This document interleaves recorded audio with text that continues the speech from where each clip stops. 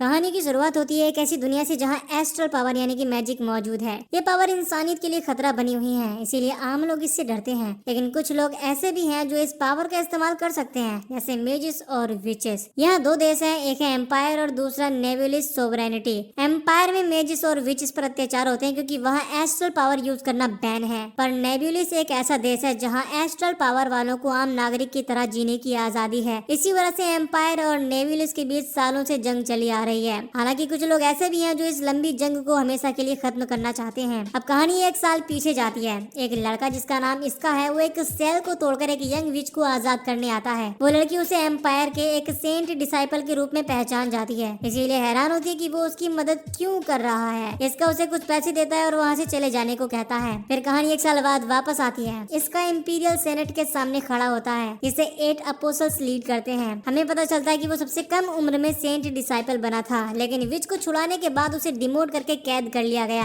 अब सेनेट उसे एक और मौका देने का फैसला लेती है। उसका मिशन होगा ग्रैंड विच नेबुलस के एक डिसेंडेंट को मारना, जो आइस कैलेमिटी विच के नाम से जानी जाती है। वो एक प्योर ब्लड और पावरफुल एस्ट्रल यूजर है। सेनेट इसका को मिशन के लिए आजाद कर देता है और उसकी सोर्ड्स भी वापस करती है। इसका कहता है कि उसे सबसे पहले अपनी टीम चाहिए। दूसरी तरफ एक रेस्टोरेंट में जिन नाम का एक लड़का अपनी टीम मेंबर नेने को बताता है कि इसका जेल से रिलीज हो रहा है और उन्हें मिशन के लिए रेडी रहना होगा। बाद में जिन इसका से मिलता है। इसका उसे शुक्रिया अदा करता है कि इतने शॉर्ट नोटिस पर सबको इकट्ठा किया। इस पर जिन कहता है कि उसे इस सब की आदत है। कुछ देर में इनकी कैप्टन मिस भी आ जाती है, जिसके बाद जिन उन्हें मिशन के बारे में बताने लगता है। फिर इसका बताता है कि वो सिर्फ मिशन के लिए आजाद किया गया है, लेकिन मिस को लगता है कि 8 अपोस्टल्स ने उसे फंसाया है। इसका कंफ्यूज हो जाता है तो मिस समझाती है कि आइस कैलेमिटी विच पहली बार नॉर्दर्न फ्रंट पर दिखी थी, जहाँ उसने अकेले ही उनका डिफेंस तोड़ दिया था। उसे हिस्ट्री की सबसे पावरफुल एस्ट्रल मेज माना जाता है, लेकिन जिन को लगता है कि उनके पास एडवांटेज है क्योंकि दुश्मन के पास इसका के बारे में कोई इन्फॉर्मेशन नहीं है, क्योंकि वो सेंट डिसाइपल बनते ही जेल जो चला गया था। अब वो लोग जल्दी एक बड़े रिएक्टर के पास पहुंच जाते हैं और मिस हैरान होती है कि वहाँ इतने कम लोग क्यों तैनात हैं। नेने बताती है कि रिएक्टर अभी कंप्लीट नहीं हुआ है क्योंकि वहाँ बहुत सारे एस्ट्रल मेजेस अटैक हुए हैं, इसीलिए ज्यादातर लोग फ्रंट लाइन डिफेंड करने में बिजी हैं। जिन नोट करता है कि यह तो एक साइकिल बन गया है। एम्पायर नया रिएक्टर बनाती है और सोवरेनिटी उसे डिस्ट्रॉय करने की कोशिश करती है, जिस वजह से उन्हें और भी हथियार बनाने पड़ते हैं। अब ये लोग आगे बढ़ने लगते हैं। फिर मिस सबको बताती है कि फ्रंट लाइन पर एक यूनिट मौजूद है, लेकिन वो किसी एस्ट्रल फोर्स से लड़ नहीं रहे हैं और उनके जल्द आने की उम्मीद कर रहे हैं। अब अचानक उनके ट्रक पर एस्ट्रल फोर्सेस अटैक कर देती हैं। मिस हैरान हो जाती हैं क्योंकि वो अभी भी एम्पायर के इलाके में ही हैं, लेकिन इसका उन्हें बताता है कि फ्रंट लाइन डिफेंस टूट चुका है। इसका मतलब उन पर कोई पावरफुल एस्ट्रल मेज अटैक कर रहा है। तभी जिन पर एक फायर ब्लास्ट से हमला होता है, लेकिन इसका अपनी सोर्ड से उसे काट देता है। इससे उन पर अटैक करने वाले मेजिस हैरान हो जाते हैं। मिस उन्हें संभल कर रहने को कहती है, लेकिन जिन नहीं चाहता कि वो ऑर्डर्स दे, क्योंकि इससे पता चल जाएगा कि बॉस कौन है। वो उन पर एक बुलेट फायर करता है, लेकिन वो ब्लॉक हो जाती है। वो देखता है कि वो विंड मेजिस हैं। कुछ और मेजिस भी सामने आ जाते हैं। जिन समझ जाता है कि वो उन्हें इसीलिए सेंस नहीं कर पाए क्योंकि वो जमीन के नीचे थे।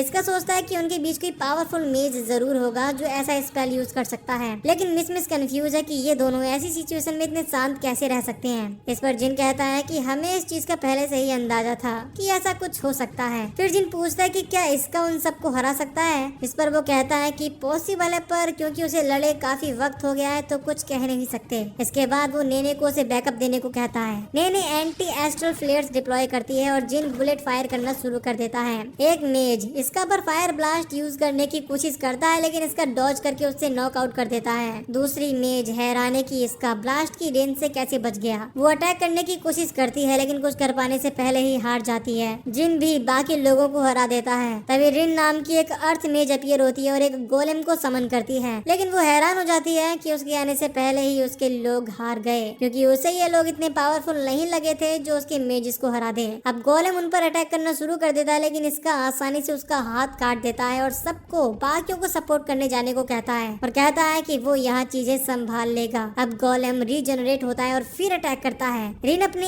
एस्ट्रल आर्ट से इसका पर शूट करती है, लेकिन शॉक्ड हो जाती है जब इसका उसके सारे अटैक्स ब्लॉक कर देता है। वो सोचती है कि क्या वो एक सेंट डिसाइपल है जो इतना पावरफुल है। इसका उससे कहता है कि वो उसके इस सवाल का जवाब देगा अगर वो बताए कि आइस कैलेमिटी विच कहाँ है, लेकिन रिन कुछ भी बताने से मना कर देती है। वो फिर से अटैक करने की कोशिश करती है, लेकिन इसका उससे उसके गोलम से नीचे गिरा देता है और फिर से आइस कैलेमिटी विच के बारे में पूछता है, पर रिन उसे कुछ भी बताने से मना कर देती है और कहती है कि वो मरना पसंद करेगी। तभी अचानक वो अपने आप को छुड़ा लेती है और एक नाइफ से अटैक करने की कोशिश करती है, लेकिन इसका इजीली उसे नीचे दबा देता है। तभी इसका को अपने आसपास किसी के होने का एहसास होता है, कोई पावरफुल, इसीलिए पीछे हट जाता है। और तभी यहाँ अचानक आइस कैलेमिटी विच आ जाती है। वो तुरंत अपने आसपास सब कुछ फ्रीज कर देती है, इससे इसका शॉक्ड हो जाता है। हमें पता चलता है कि उसका नाम एलिस है। रिन उसे इसका की शॉट के बारे में वार्न करती है जो एस्ट्रल आर्ट्स को ब्लॉक और काट सकती हैं। एलिस रिन की तारीफ करती है कि उसने इसका को इतने वक्त तक रोके रखा। इसका समझ जाता है कि उनका गोल्ड रिएक्टर था, लेकिन अब बहुत देर हो चुकी थी क्योंकि एलिस उसे पहले ही फ्रीज करके उसके टुकड़े कर चुकी है। इसका समझ जाता है कि वही आइस कैलेमिटी विच है। एलिस उससे पूछती है कि वो कौन है और कोई ऐसा जो सेंट डिसाइपल ना हो वो रिन को कैसे हरा सकता है। इस पर इसका कहता है कि वो यहाँ आइस कैलेमिटी विच यानी कि उसे पकड़ने के लिए आया है। इस पर एलिस कहती है,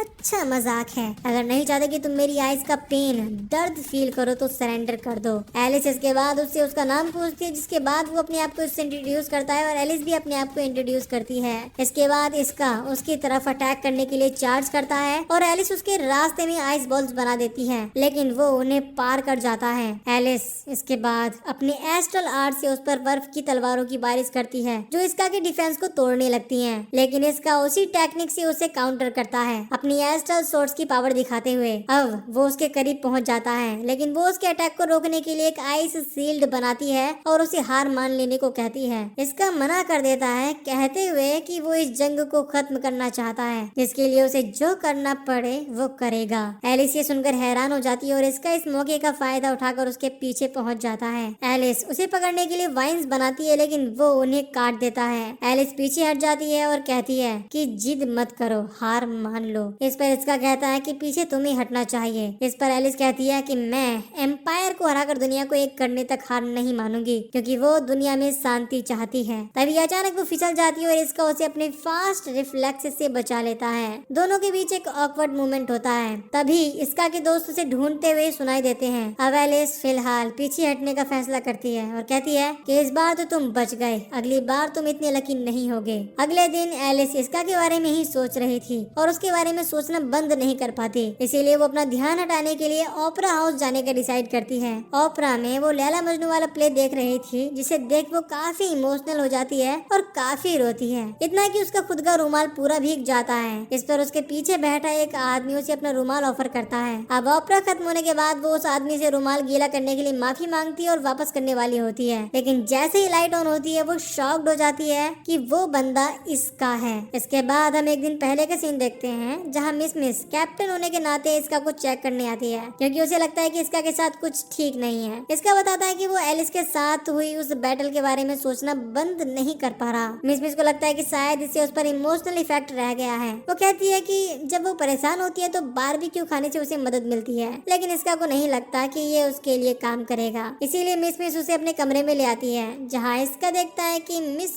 के अंडरगारमेंट्स सूख रहे थे। उन्हें देख वो कहता है कि मुझे लगता है कि मुझे उन्हें नहीं देखना चाहिए। मिस शर्म के मारे उन्हें छुपा देती है और कहती है तो मैं ये कहना चाहती हूँ कि यूं उस बैटल के बारे में सोचने से अच्छा है कि तुम ओपेरा चले जाओ, तुम्हें वहाँ जाकर थोड़ा अच्छा लगेगा। इसके बाद वो इसका को ओपेरा की टिकट दे देती है। अगले दिन नेने उसे ओपेरा तक ड्राइव करके ले जाती है, लेकिन रास्ते में इसका की आंख लग जाती है और वो देखता है कि उसका मास्टर उसे एस्ट्रल सोर्स दे रहा है और कह रहा है कि इन्हें खोना मत, क्योंकि ये सोर्स जंग खत्म करने की आखिरी उम्मीद है। इसके बाद इसका पहुंच जाता है ओपेरा, जो न्यूट्रल सिटी में है, और इस तरह इसका की मुलाकात एलिस से होती है। पर एलिस को यहाँ लगता है कि इसका उसका पीछा कर रहा है, इसीलिए वो लड़ने को तैयार हो जाती है, लेकिन रिन उसे रोक देती है, क्योंकि वो न्यूट्रल सिटी में है, जहाँ किसी भी तरह का लड़ाई झगड़ा सख्त मना है। और इस वर्ल्ड में जितने भी न्यूट्रल सिटी होती हैं, वहाँ दोनों देशों के लोग बिना किसी रोक टोक के आ जा सकते हैं। खैर यहाँ एलिस जाने का फैसला करती है, लेकिन उसे लगता है कि इसका फिर से उसका पीछा करेगा। लेकिन रिन कहती है कि जब से वो ओपेरा से बाहर आए हैं, इसका वहाँ से हिला तक नहीं है। इस पर एलिस कहती है कि मुझे यकीन नहीं होता कि वो हमारे पीछे ही बैठा था। अब ये दोनों खाना खाने के लिए एक रेस्टोरेंट जाते हैं, लेकिन रेस्टोरेंट पूरी तरह से बुक्ड था, इसीलिए उन्हें किसी के साथ टेबल शेयर करने को कहा जाता है। और वो शख्स जिसके साथ वो टेबल शेयर करने वाले थे वो कोई और नहीं बल्कि खुद इसका था। इसका उन्हें यकीन दिलाता है कि वो उनका पीछा नहीं कर रहा, बल्कि उसकी रिजर्वेशन पहले से ही थी। अब क्योंकि और कोई जगह खाली नहीं थी,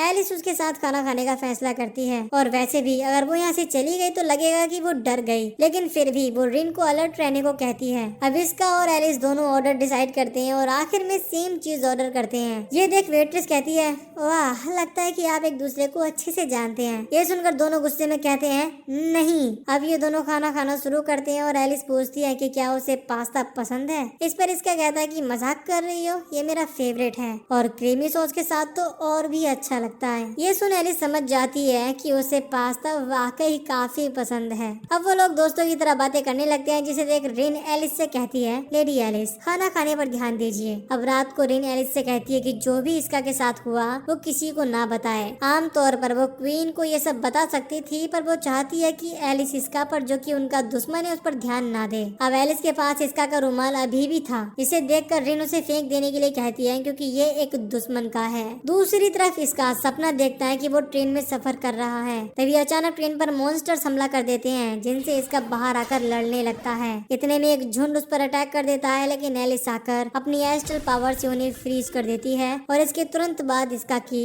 आँख खुल जाती है। अगले दिन इसका और बाकी लोग ट्रेनिंग के बीच में होते हैं कि तभी यहाँ रिसिया नाम की एक लेडी उन्हें इंटरप्ट करती है और बताती है कि अगले मिशन के लिए वो उसके कमांड में होंगे। रिसिया कहती है कि उसने उनके पिछले मिशन की रिपोर्ट पढ़ी और देख सकती है कि सबका काम काफी अच्छा है। फिर वो कहती है, इसका मैंने सुना है कि तुम्हें सोने में दिक्कत हो रही है, तुम तो ओपरा गए थे, तुम्हें वहाँ मजा नहीं आया? नहीं, ऐसा नहीं है, मुझे वहाँ काफी अच्छा लगा। तभी मिस कहती है कि रिसिया को ये ओपरा वगैरह सब बोरिंग लगता है। इस पर रिसिया कहती है कि ऐसा नहीं है, मुझे बस आर्ट और एग्जीबिशन जैसी चीजें पल्ले नहीं पड़ती। वैसे मेरे पास आर्ट एग्जीबिशन का टिकट है, जो मैंने अपने एक सबऑर्डिनेट से एक गेम में जीता था। तुम चाहो तो ये ले सकते हो, मुझे इसकी कोई जरूरत नहीं है और हो सकता है कि वहाँ जाने से तुम्हें तुम्हारे प्रॉब्लम में थोड़ी मदद मिले। इस बीच एलिस अपनी माँ क्वीन से मिलती है, जो उससे इसका के साथ हुई फाइट के बारे में पूछती है। क्वीन बताती है कि सेंट डिसाइपल्स एम्पायर के सबसे स्ट्रॉन्ग फाइटर्स होते हैं और पूछती है कि क्या इसका भी उनमें से एक था। फिर वो बात करती है कि उनके फाउंडर ने हजारों इंपीरियल सोल्जर्स के खिलाफ कैसे लड़ा था और वो फाउंडर अभी भी जिंदा है, क्योंकि उसकी एक जुड़वा बहन थी, नेब्यूलस बन। इसके बारे में एम्पायर को नहीं पता था। जब नेब्यूलस की मौत हुई तो एम्पायर को लगा कि ग्रैंड विच मर गई, जबकि असल में फाउंडर अभी नींद की स्टेट में है, लेकिन अभी उस पर लगा बंधन कमजोर हो रहा है। क्वीन बताती है कि ये तब शुरू हुआ जब एलिस इसका से लड़ी थी।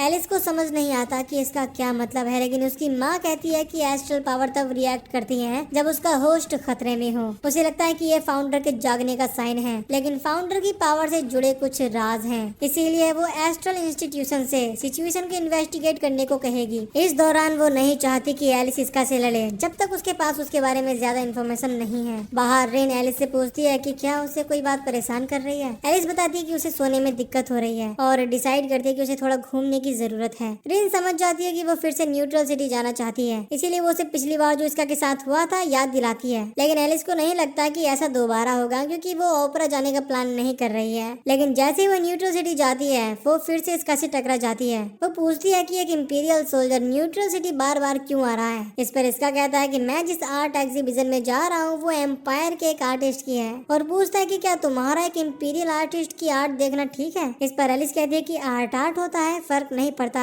इस देश का हो या उस देश का, आर्ट की कोई सीमा नहीं होती। इसका उसे साथ में चलने को कहता है, लेकिन एलिस उससे अलग रास्ते पर जाने का फैसला करती है, लेकिन फिर वो रास्ता भटक जाती है। इसका उसे ढूंढ लेता है, जहाँ एलिस कहती है कि तुम यहाँ क्या कर रहे हो, तुम्हें तो आर्ट म्यूजियम में होना चाहिए। इस पर इसका कहता है कि मैंने तो काफी कुछ ऑलरेडी देख लिया है, पर मुझे तुम वहाँ नहीं दिखी तो लगा शायद तुम खो गई हो, तो अगर तुम चाहो तो मैं तुम्हें वहाँ ले चलता हूँ। लेकिन एलिस मना कर देती है, क्योंकि वो दुश्मन है और उनका साथ में घूमना बिल्कुल भी ठीक नहीं है। लेकिन इसका उसे याद दिलाता है कि उसने ही कहा था कि आर्ट की कोई सीमा नहीं होती। ये सुन एलिस मान जाती है। अब ये दोनों साथ में एक पेंटिंग देखने लगते हैं और एलिस पूछती है कि उसे ये आर्टिस्ट क्यों पसंद है। इस पर इसका कहता है कि क्योंकि वो उसके काम में उसकी पर्सनैलिटी देख सकता है। अब दोनों साथ में काफी एंजॉय करते हैं। एग्जीबिशन के बाद एलिस उसे रास्ता दिखाने के लिए थैंक यू के तौर पर ड्रिंक खरीद कर देती है। इसके बाद वो दोनों ड्रिंक पीते हैं और मोमेंट ही मोमेंट में इसका उसके कंधे पर सो जाता है। ये देख एलिस कहती है कि तुम जानते हो हम दोनों दुश्मन हैं, अगर मैं चाहूँ तो इस वक्त तुम्हें आसानी से खत्म कर सकती हूँ। अब सीन शिफ्ट होता है। इसका को इंपीरियल सेनेट में बुलाया जाता है, जहाँ वो आइस कैलेमिटी विच को रोकने के लिए उसकी तारीफ करते हैं, पर इसका कहता है कि मैं तो रिएक्टर को प्रोटेक्ट करने में फेल हो गया। लेकिन वो कहती है कि रिएक्टर को बचाना तुम्हारा मिशन नहीं था, बल्कि कोई ऐसा जो आइस कैलेमिटी विच से लड़ सके, ऐसा होना ज्यादा इम्पोर्टेंट है।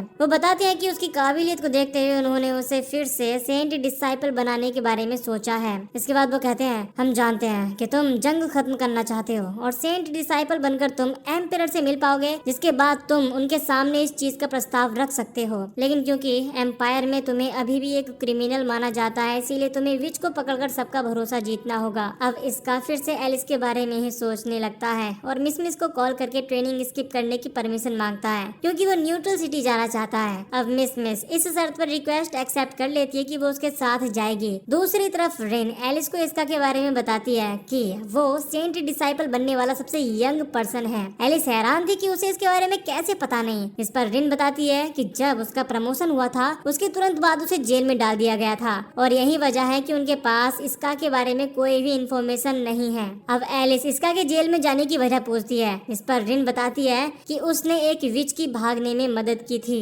एलिस हैरान थी कि इसका एक विच की मदद करके खुद मुसीबत में क्यों पड़ना चाहेगा। इसका ने जिस विच की मदद की थी एलिस उसका पता लगाने को कहती है। इस पर रिन कहती है कि वो ऑलरेडी उसका पता लगा रही है और इसमें कुछ दिन और लग सकते हैं। रिन इसके बाद चली जाती है और एलिस इसका के रुमाल को उठा लेती है, लेकिन तभी क्वीन आ जाती है और एलिस को इसका में इंटरेस्ट लेते देखकर उसे याद दिलाती है कि एम्पायर उनका दुश्मन है और वो भी एम्पायर का ही एक सोल्जर है। वो ये भी देखती है कि एलिस एक इंपीरियल आर्टिस्ट की आर्ट कलेक्ट कर रही है, इसीलिए वो उसे ये सब बंद करने को कहती है, क्योंकि सोल्जर्स हो या आर्टिस्ट वो भी एम्पायर के मोहरे ही होते हैं। इतना कहने के बाद क्वीन चली जाती है। उसके जाने के बाद एलिस रिन को आवाज लगाती है और कहती है कि वो कल न्यूट्रल सिटी फिर से जाना चाहती है, इस उम्मीद में कि वो इसका से मिलेगी, क्योंकि वो उसका असली मकसद और इरादे जानना चाहती है। अगले दिन जब इसका और मिस न्यूट्रल सिटी जा रहे होते हैं, मिस पूछती है कि वो किससे मिलने जा रहा है। इस पर वो कहता है कि फिलहाल तो ऐसा कुछ प्लान नहीं है कि उसे वो इंसान वहाँ मिलेगा भी या नहीं, पर उम्मीद है कि उसकी मुलाकात उस लड़की से फिर से होगी। अब ये शहर पहुँचते हैं और इसका की मुलाकात फिर से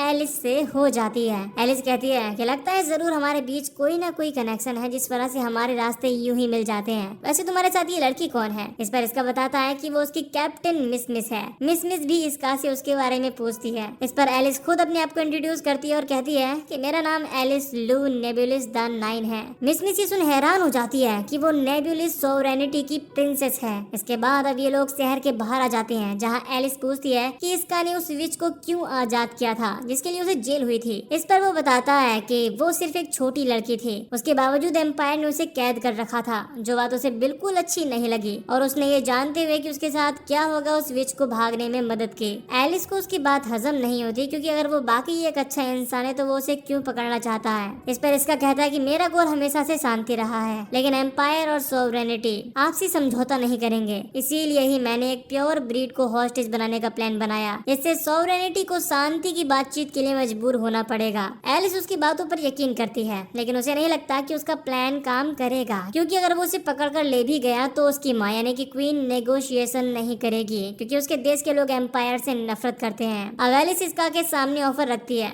कि तुम मेरे अंडर काम करो। इससे पहले कि इसका जवाब दे पाता, आसमान फट जाता है और फाउंडर आसमान में बने एक होल से प्रकट होती है। इसका और मिस रियलाइज करते हैं कि ग्रैंड विच अभी भी जिंदा है। ये देख मिस को लगता है कि इसके पीछे एलिस का हाथ है, इसीलिए कहती है कि ये फेयर फाइट नहीं है, ये बिल्कुल गलत है। लेकिन एलिस कहती है कि इसमें उसका कोई हाथ नहीं है। अब फाउंडर उन पर फायर ब्लास्ट शूट करती है। दूसरी तरफ क्वीन देखती है कि वहाँ से फाउंडर की बॉडी गायब है। उसे लगता है कि क्योंकि अब फाउंडर जाग चुकी है तो वो आराम से इस चल रही 100 साल पुरानी जंग को जीत सकते हैं। इधर फाउंडर एलिस पर भी अटैक कर रही थी, जिसे देखकर इसका पूछता है कि फाउंडर एलिस पर क्यों अटैक कर रही है, जबकि वो उसकी वंशज है। एलिस बताती है कि ये शायद एस्ट्रल पावर के ऑटो डिफेंस सिस्टम की वजह से है, हालांकि पूरी तरह से वो भी श्योर नहीं है कि ऐसा क्यों हो रहा है। फिर वो इसका से कहती है कि जब से वो उससे मिली है उसके अंदर उसके लिए फीलिंग्स हैं, इसके बारे में वो आज उससे बात करना चाहती थी, लेकिन अब वो बहुत गुस्सा है क्योंकि फाउंडर की वजह से ये सब खराब हो गया। एलिस अब फाउंडर को इसका के साथ रोकने का डिसाइड करती है। इस पर फाउंडर कहती है, क्या तुम एम्पायर से मिल चुकी हो?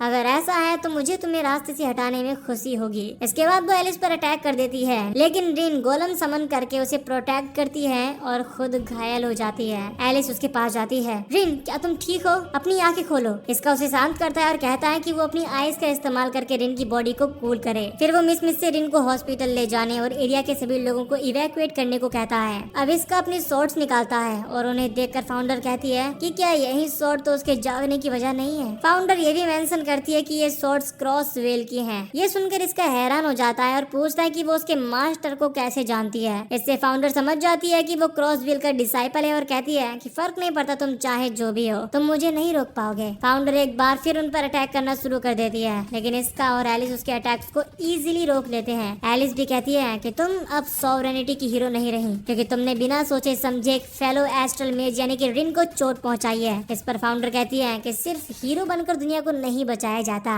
इसीलिए मैं ऐसी विच बनूंगी जो एम्पायर को डिस्ट्रॉय कर देगी। इसका और एलिस उसे साथ में कहते हैं कि हो सकता है कि तुम पास्ट में सभी एस्ट्रल मेजेस के लिए उम्मीद रही हो, लेकिन तुम्हारी ये हरकतें देखकर नहीं लगता कि दुनिया को तुम्हारी अब जरूरत भी है। इसके बाद दोनों उसकी तरफ बढ़ते हैं। इस दौरान अटैक पावर बढ़ाने के लिए फाउंडर अपनी पीठ पर विंग्स ग्रो कर लेती है और फायर ब्लास्ट से अटैक करती है। इतना ही नहीं, वो आइस और अर्थ मैजिक भी यूज करती है और एक शेर को क्रिएट करती है जो उन पर अटैक करने बढ़ता है, लेकिन एलिस उसे फ्रीज कर देती है। फाउंडर इसके बाद विंड अटैक यूज करती है जिसके सामने वो टिक नहीं पाते, लेकिन इसका अपनी स्वॉर्ड्स की मदद से खुद को और एलिस को पकड़ लेता है। एलिस उससे कहती है कि उसे छोड़ दे क्योंकि उसका हाथ जख्मी हो रहा है, लेकिन वो बस मुस्कुराता है और कहता है कि हम न्यूट्रल सिटी में हैं और हमारा गोल भी सेम है, इसीलिए फाउंडर को हराने के लिए हमें साथ काम करना चाहिए। एलिस इसके बाद फाउंडर पर आइस एरो शूट करना शुरू करती है, लेकिन वो उन्हें ब्लॉक कर लेती है और एलिस को उड़ा देती है। इस दौरान इसका फाउंडर के करीब जाने की कोशिश करता है, जिसे देख वो उसे रोकने के लिए फायर बॉल शूट करने लगती है, जिन्हें वो एक एक करके काट देता है। एलिस उसे कहती है कि वो सीधा आगे बढ़ता रहे। इतना कहकर वो आइस की सीढ़ियां बना देती है, जिसके सहारे वो फाउंडर की ओर तेजी से बढ़ने लगता है। ये देख फाउंडर उस पर एक फायर एरो शूट करती है, लेकिन एलिस अपनी आइस शील्ड यूज करके उसे ब्लॉक कर देती है और इसका फाइनली फाउंडर तक पहुंच जाता है और उसके विंग्स उसकी बॉडी से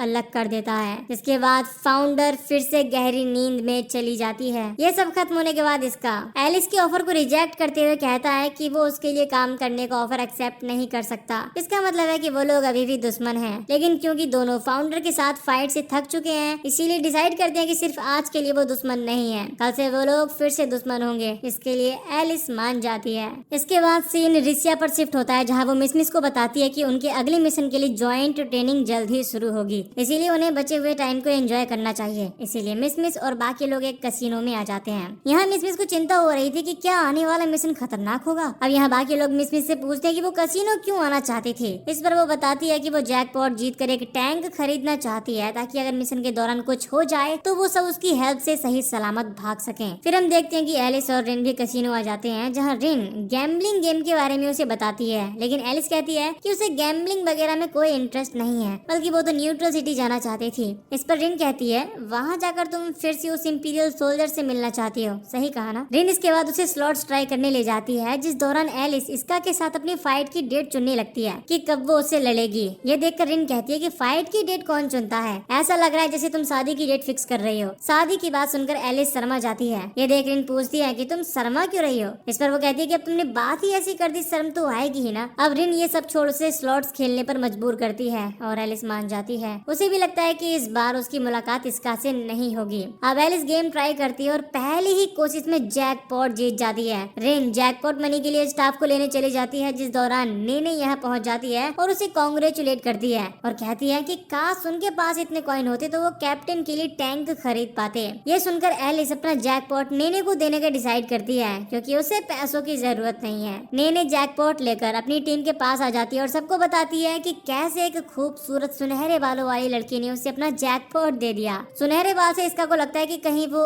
एलिस तो नहीं, लेकिन फिर वो कहता है कि नहीं ऐसा नहीं हो सकता। इधर वापस जाते हुए एलिस को एक फॉर्च्यून टेलिंग की दुकान मिलती है, जहाँ वो पूछती है कि मैं किसी को ढूंढ रही हूँ। वो एक लड़का है और मैं जानना चाहती हूँ कि मेरी मुलाकात उससे कब और कहाँ होगी। फॉर्च्यून टेलर उसे बताती है कि जिसे वो ढूंढ रही है वो करीब ही है और उनके बीच एक ऐसा कनेक्शन है जिसे कोई तोड़ नहीं सकता। उसके जाने के बाद इसका की नजर भी यहाँ पड़ती है और वो भी इस फॉर्च्यून टेलर के पास आ जाता है और कहता है कि वो एक लड़की के बारे में जानना चाहता है और उसकी मुलाकात उससे कब होगी। फॉर्च्यून टेलर उसे भी वही बात बताती है कि जिसे तुम खोज रहे हो वो करीब है। अब सीन शिफ्ट होता है। रिसिया को इंपीरियल सेनेट बुलाया जाता है, जहाँ वो चाहते हैं कि रिसिया मिस की दोस्त होने का फायदा उठाते हुए उसकी टीम को वोर्टेक्स पर रीइंफोर्समेंट के तौर पर भेजे। अब उनके कहने पर रिसिया मिस और बाकियों को कॉल करती है और कहती है कि जिस भी मिशन पर वो जाने वाले थे उसे भूल जाएं, क्योंकि अब वो उन्हें एक नई मिशन पर भेज रही है। वो बताती है कि एम्पायर और नेबुलस सॉवरेनिटी के बीच जंग इसीलिए शुरू हुई थी क्योंकि एस्ट्रल एनर्जी के बहाव ने वॉर्टेक्स बना दिया था, लेकिन अब एक और वॉर्टेक्स बनने वाला है। अगर सॉवरेनिटी ने इस पर कंट्रोल हासिल कर लिया तो एम्पायर के लिए प्रॉब्लम खड़ी हो जाएगी। इसीलिए एक तरह से तुम लोगों को वहाँ सॉवरेनिटी को रोकने के लिए भेजा जा रहा है। इधर रिन भी एलिस को वॉर्टेक्स के बारे में बताती है, लेकिन एलिस हैरान है कि उसे इस बारे में पहले से क्यों नहीं पता। रिन बताती है कि जो फैमिली ने जानबूझकर इस चीज की खबर हमें देर से दी। ये सुन एलिस सोचती है कि क्या जो फैमिली वॉर्टेक्स को खुद के लिए रखने का सोच रहे हैं। एलिस इसके बाद जो फैमिली से खुद इस बारे में पूछने के लिए आ जाती है। तभी लॉर्ड मास्क, जो फैमिली का टेम्पररी हेड था, नाइफ लेकर एलिस के पीछे से आ जाता है, लेकिन रिन उसकी प्रेजेंस को सेंस कर लेती है और उसे वहीं रोक देती है। ये देख लॉर्ड मास्क रिन के सेंस की तारीफ करता है। अब एलिस उसके हाथ में नाइफ देखती है और कहती है कि वो क्या करने की कोशिश कर रहा था। इस पर मास्क कहता है कि चिंता करने की कोई बात नहीं है, अब क्योंकि मेरी एस्ट्रल एनर्जी कम है इसीलिए मैं एस्ट्रल आर्ट यानी कि मैजिक यूज नहीं कर सकता, इसीलिए अपने पास हमेशा एक चाकू रखता हूँ। फिर मास्क पूछता है कि वो लोग यहाँ क्या कर रहे हैं। इस पर एलिस पूछती है कि जो फैमिली ने नए वॉर्टेक्स के बारे में क्यों नहीं बताया। इस पर लॉर्ड मास्क कहता है कि इसका कोई प्रूफ नहीं है कि वो एक वॉर्टेक्स है, लेकिन फिर भी वहाँ ट्रूप्स भेजने चाहिए ताकि कंफर्म हो सके कि वो एक वॉर्टेक्स है भी या नहीं। इस पर एलिस कहती है कि अगर यही बात है तो तुम लोग इस चीज की रिपोर्ट भेजने में देरी क्यों कर रहे हो। इस पर लॉर्ड मास्क कहता है कि उनकी रिपोर्ट इसीलिए डिले हुई क्योंकि डॉक्यूमेंट्स प्रिपेयर करने में टाइम लग रहा है। दूसरी तरफ एम्पायर के आर्मी कैंप में इसका मिसमिस से पूछता है कि क्या उसने न्यूट्रल सिटी में जो फाउंडर विच के साथ हुआ उसकी रिपोर्ट हायर अप्स को दी। इस पर मिसमिस कहती है कि हायर अप्स गुस्सा थे क्योंकि उसने प्रूफ के लिए फाउंडर की फुटेज रिकॉर्ड नहीं की, और कहती है कि चिंता की कोई बात नहीं है, वो ऐसी छोटी छोटी मुसीबतों में पड़ती रहती है। फिर मिसमिस यहाँ पर अपनी एक पुरानी दोस्त नोरो को देखती है और सबसे इंट्रोड्यूस करवाती है। तभी नेमलेस नाम का एक सेंट डिसाइपल जो इनका कमांडर था वो सबको इकट्ठा करता है और बताता है कि उनका मिशन सोवरेनिटी से पहले वॉर्टेक्स को सीज करना है और अगर सीज करने में फेल हो जाए तो उसे डिस्ट्रॉय करना है। फिर वो कहता है कि मेरा एक ही गोल होगा, एस्ट्रल पावर फोर्सेस को डिस्ट्रॉय करना, और मैं चाहता हूँ कि इस बीच कोई मेरे रास्ते में न आए। इसके बाद सभी ट्रूप्स वॉर्टेक्स को ढूंढने लगते हैं। जब इसका और बाकी लोग वॉर्टेक्स ढूंढ रहे होते हैं, मिसमिस को नोरो कांटेक्ट करती है जो बताती है कि एक यूनिट गायब हो गई है और उन्हें ढूंढने गई 2 और यूनिट से भी संपर्क टूट गया है। मिसमिस सोचती है कि क्या ये विचेस का काम है, लेकिन नोरो को लगता है कि अगर ऐसा होता तो कुछ तो सबूत मिलता है इस चीज का। अब मिसमिस विच वापस जाने का डिसाइड करती है क्योंकि उसे लगता है कि उनके लिए कमांडर नेमलेस की तरफ से नए ऑर्डर्स होंगे, लेकिन वहां पहुंचने पर नेमलेस उन्हें वॉर्टेक्स को ढूंढना कंटिन्यू करने को कहता है और ये भी कहता है कि 32 में से सिर्फ 3 यूनिट मिसिंग है और सिर्फ उन्हें ढूंढने के लिए रेस्क्यू टीम बनाने की कोई जरूरत नहीं है। लेकिन मिसमिस और बाकी लोग उसके ऑर्डर से सहमत नहीं होते। इसका भी नेमलेस को कन्फ्रंट करने का डिसाइड करता है क्योंकि इसका के जेल जाने से पहले वो लोग साथ में काम कर चुके थे, लेकिन जब इसका उससे बात करने की कोशिश करता है तो नेमलेस कहता है मुझे तुम्हारा नाम तो नहीं पता पर लगता है मैंने तुम्हें कहीं देखा है। फिर उसे याद आ जाता है कि इसका वही सेंट डिसाइपल है जो विच को आजाद करने की वजह से जेल चला गया था। फिर इसका अपनी बात रखने की कोशिश करता है लेकिन नेमलेस उसे रोक देता है और कहता है कि मुझसे बात करने के लिए तुम्हारे पास उचित रैंक होनी चाहिए सोल्जर। तभी यहाँ मिसमिस आ जाती है और इसका से कहती है कि टीम की कैप्टन होने के नाते वो उसकी तरफ से बात करेगी। अब मिसमिस उसके सामने अपनी बात रख देती है। सीन शिफ्ट होता है। इसका नेने और जिनको बताता है कि उसने नेमलेस से बात करने की कोशिश की लेकिन उसने उसका कोई भी जवाब नहीं दिया। इससे उन्हें लगता है कि शायद कोई सीक्रेट ऑपरेशन चल रहा है जिसके बारे में उन्हें नहीं पता। इस बीच एलिस भी वॉर्टेक्स ढूंढने का डिसाइड करती है। रिन सोचती है कि क्या वो इस उम्मीद में जा रही है कि इसका से फिर से मिलेगी, लेकिन एलिस कहती है कि वो रॉयल फैमिली की प्रिंसेस के तौर पर जा रही है। एलिस और रिन अब वॉर्टेक्स पर पहुंच जाते हैं जहां लॉर्ड मास्क भी पहुंच जाता है। ये कंफर्म हो जाता है कि ये एक वॉर्टेक्स ही है, इसीलिए एलिस मास्क से पूछती है कि क्या वो इस वॉर्टेक्स को खुद के लिए रखने का प्लान कर रहा था। इस पर मास्क उसे यकीन दिलाता है कि ऐसा कुछ नहीं है, बल्कि उसे भी कुछ वक्त पहले ही पता चला है कि ये एक वॉर्टेक्स है और वो क्वीन को इसके बारे में रिपोर्ट करने वाले थे। मास्क की भतीजी किसिंग वो यहाँ आ जाती है, इसीलिए वो एलिस से कहता है कि एलिस वॉर्टेक्स को डिफेंड करने का काम मुझ पर छोड़ दो। अब क्योंकि मास्क इतना ताकतवर नहीं है कि इंपीरियल आर्मी के खिलाफ लड़ सके, तो एलिस उसे पूछती है कि क्या तुम्हारी भतीजी किसिंग इतनी ताकतवर है जो इंपीरियल आर्मी के खिलाफ लड़ सके। इस पर मास्क कहता है मेरा मानना है कि किसिंग में तुम्हें सरपास करने का टैलेंट है। इस पर एलिस कहती है कि ठीक है, मैं उसकी काबिलियत पर शक नहीं कर रही हूँ, लेकिन मुझे ये जानना है कि जो फैमिली इस वॉर्टेक्स के साथ क्या करने का प्लान कर रही है, और ये मत कहना कि इसकी मदद से तुम लोग एम्पायर के साथ एक बड़ी जंग करना चाहते हो। इस पर मास्क कहता है कि ये तो हर एस्ट्रल मेज का सपना है कि वो एम्पायर की आर्मी को हराए। इससे हम ये समझ पाते हैं कि जो फैमिली वाकई में इस वॉर्टेक्स का इस्तेमाल करना चाहती है ताकि एम्पायर के साथ जंग में सोवरनिटी का पलड़ा भारी रहे। इस बीच दूसरी ओर नेने को बेस से पता चलता है कि बेस में एस्ट्रल पावर रीडिंग्स आ रही हैं। इसका कहता है कि हो सकता है कि वहाँ कोई मैजिक यानी कि एस्ट्रल यूजर हो। फिर मिस को कॉल आता है और पता चलता है कि रीडिंग्स एक एस्ट्रल आर्ट से ही है, यानी वाकई वहाँ कोई सोवरनिटी का जासूस है। अब इन्हें रियलाइज होता है कि किसी ने उनके बेस में घुसपैठ की है और मिसिंग यूनिट्स को भी शायद उन्होंने ही किडनैप किया है। मिस उन्हें बताती है कि उनका बेस शिफ्ट किया जा रहा है, लेकिन उनके लिए ऑर्डर्स हैं कि वो वॉर्टेक्स को ढूंढते रहें। तभी इन्हें वॉर्टेक्स का सिग्नल मिल जाता है और ये लोग सोचते हैं कि वॉर्टेक्स को सबसे पहले ढूंढने के लिए उनकी टीम को शाबाशी मिल सकती है। लेकिन नोरो की यूनिट भी यहाँ पहुँच जाती है। नोरो उन्हें बताती है कि सोवरनिटी ने पहले ही वहाँ इंपीरियल सोल्जर्स को पकड़ने के लिए जाल बिछा रखा है और मैं बता दूं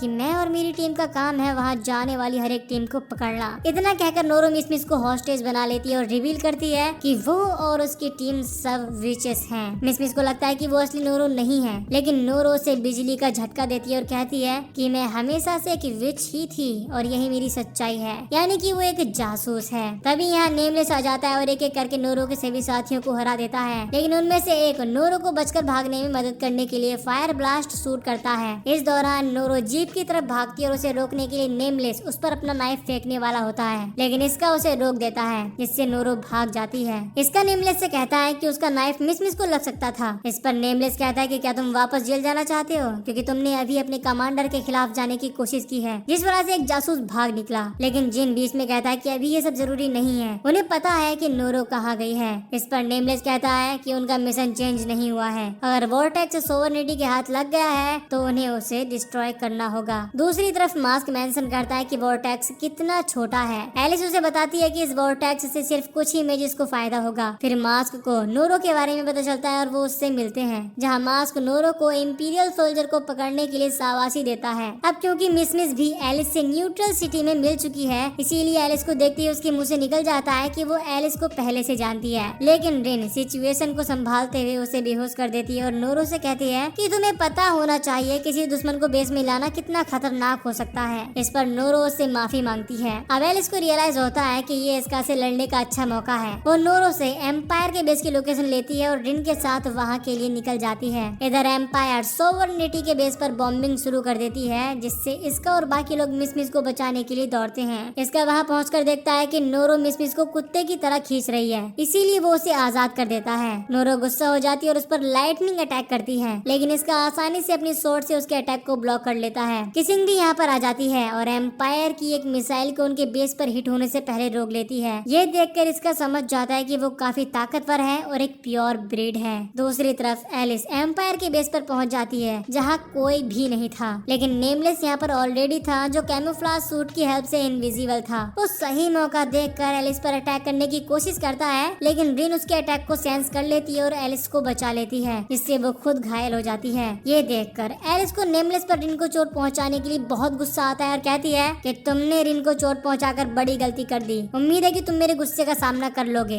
इधर सोवरनिटी के बेस पर किसिंग थॉर्न्स यानी कि कांटों को फॉर्म करके इसका पर अटैक कर देती है, लेकिन इसका को ये अटैक ब्लॉक करते देखकर वो हैरान हो जाती है और उसे लगता है कि वो एक सेंट डिसाइपल है। अब किसिंग उसी डिस्ट्रॉय हुए मिसाइल को रिजनरेट करके इसका पर गिरा देती है। इस बीच एलिस नेमलेस पर अपनी आइस शॉट से अटैक करती है, जिन्हें वो आसानी से डॉज कर लेता है और उसके 2 शॉट्स पकड़कर वापस एलिस की तरफ फेंकता है, लेकिन रिन बीच में आकर उन्हें ब्लॉक कर लेती है। एलिस रियलाइज करती है कि नेमलेस काफी ताकतवर है और कहती है कि अब अपनी असली पावर्स दिखाने का वक्त आ गया है। इसके बाद वो ग्रेट आइस कैलेमिटी यूज करती है, जिससे आसपास सब कुछ फ्रीज हो जाता है, लेकिन नेमलेस किसी तरह बच निकलता है। अब एलिस अपने कैंप पर वापस जाने का डिसाइड करती है, लेकिन तभी वॉर्टेक्स के पास एक धमाका देखती है। इधर किसिंग को लगता है कि उसने इसका को खत्म कर दिया है, लेकिन इसका बिना किसी खरोच के बाहर निकलता है और किसिंग को रियलाइज होता है कि उसकी ब्लैक स्वॉर्ड्स एस्ट्रल आर्ट्स को काटती हैं, जबकि उसकी व्हाइट स्वॉर्ड एस्ट्रल अटैक को फिर से रिक्रिएट करती है। किसिंग उससे पूछती है कि उसने इस तरह फाइट करना किससे सीखा और उसकी काबिलियत की तारीफ करती है और ये भी कहती है कि भले ही वो ताकतवर है पर जरूरी नहीं कि जीत उसकी होगी। किसिंग उस पर फिर से अटैक करती है,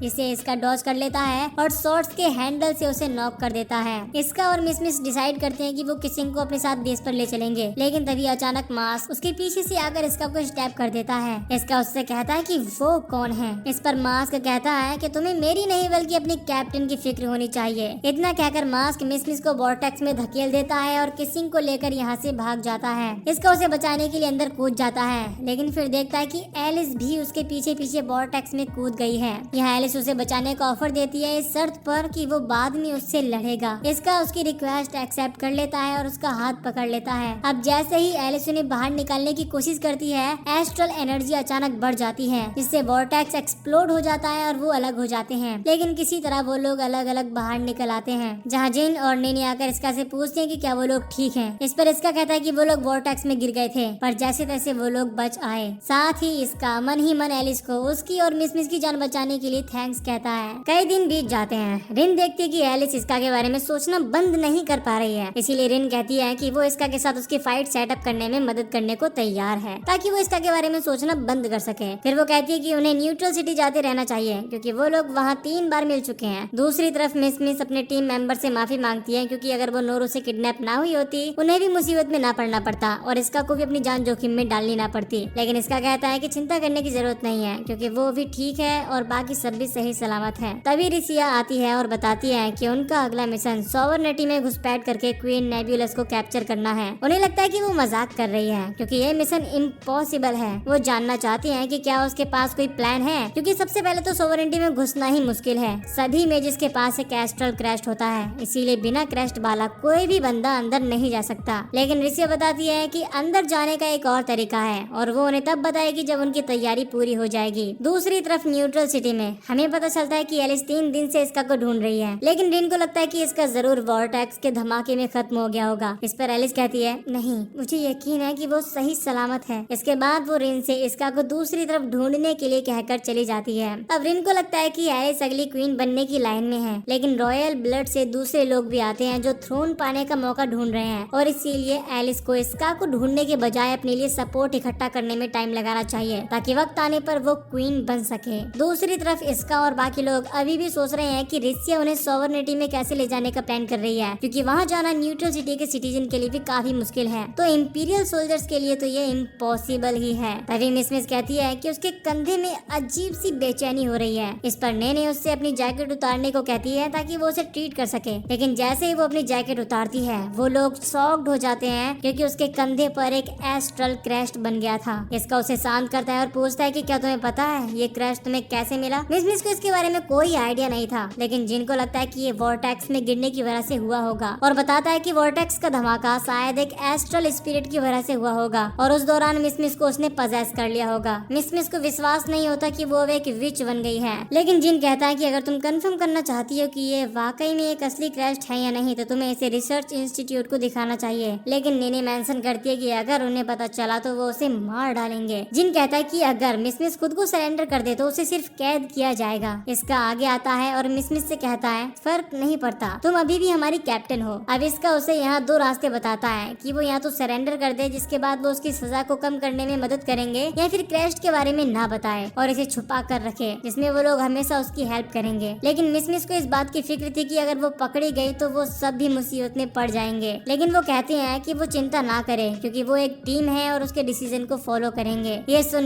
मिस रोने लगती है और कहती है कि वो अभी भी उनकी कैप्टन रहना चाहती है, और खासकर तब जब वो लोग काफी वक्त बाद फिर से एक टीम बने हैं। इस पर इसका कहता है कि अगर तुम यही चाहती हो तो यही सही, हम इसमें तुम्हारा साथ देंगे। इधर हम एलिस को देखते हैं, जिसका तीसरा दिन भी इसका को ढूंढने में निकल गया था, लेकिन उसे इसका नहीं मिला, क्योंकि वो वहाँ पर आया ही नहीं था। लेकिन एलिस फिर भी जिद पर अड़ी हुई थी कि वो न्यूट्रल सिटी तब तक जाती रहेगी जब तक उसे इसका नहीं मिल जाता। इधर इसका नेने और जिन मिलते हैं और मिस का क्रैश छुपाने का तरीका ढूंढने की बात करते हैं, क्योंकि एक सेंट डिसाइपल इतना काबिल होता है कि वो इजीली मिस के क्रैश को नोटिस कर लेगा। जिन कहता है कि अगर उसका क्रैश रिवील हो गया तो पता नहीं उसके साथ क्या होगा। नेने को लगता है कि शायद मिस को वो लोग एग्जीक्यूट नहीं करेंगे, लेकिन जिन उसे नोरो के साथ हुए इंसिडेंट की याद दिलाता है कि उसे एम्पायर ने जासूस घोषित कर दिया है, और मिस के क्रैश रिवील होने के बाद उसे भी जासूस मान लिया जाएगा। अब अगले दिन इसका मिस को न्यूट्रल सिटी ले आता है और कहता है, माफ करना मिस, जो मुझे तुम्हें यहाँ लाना पड़ा। ऐसा लग रहा है जैसे हम तुम्हें छुपाने की कोशिश कर रहे हैं। लेकिन मिस कहती है कि तुम्हें माफी मांगने की कोई जरूरत नहीं है, क्योंकि यही एक जगह है जहाँ मैं क्रैश की चिंता किए बगैर आराम से चैन की सांस ले सकती हूँ। अब इसका आसपास लोगों को देखता है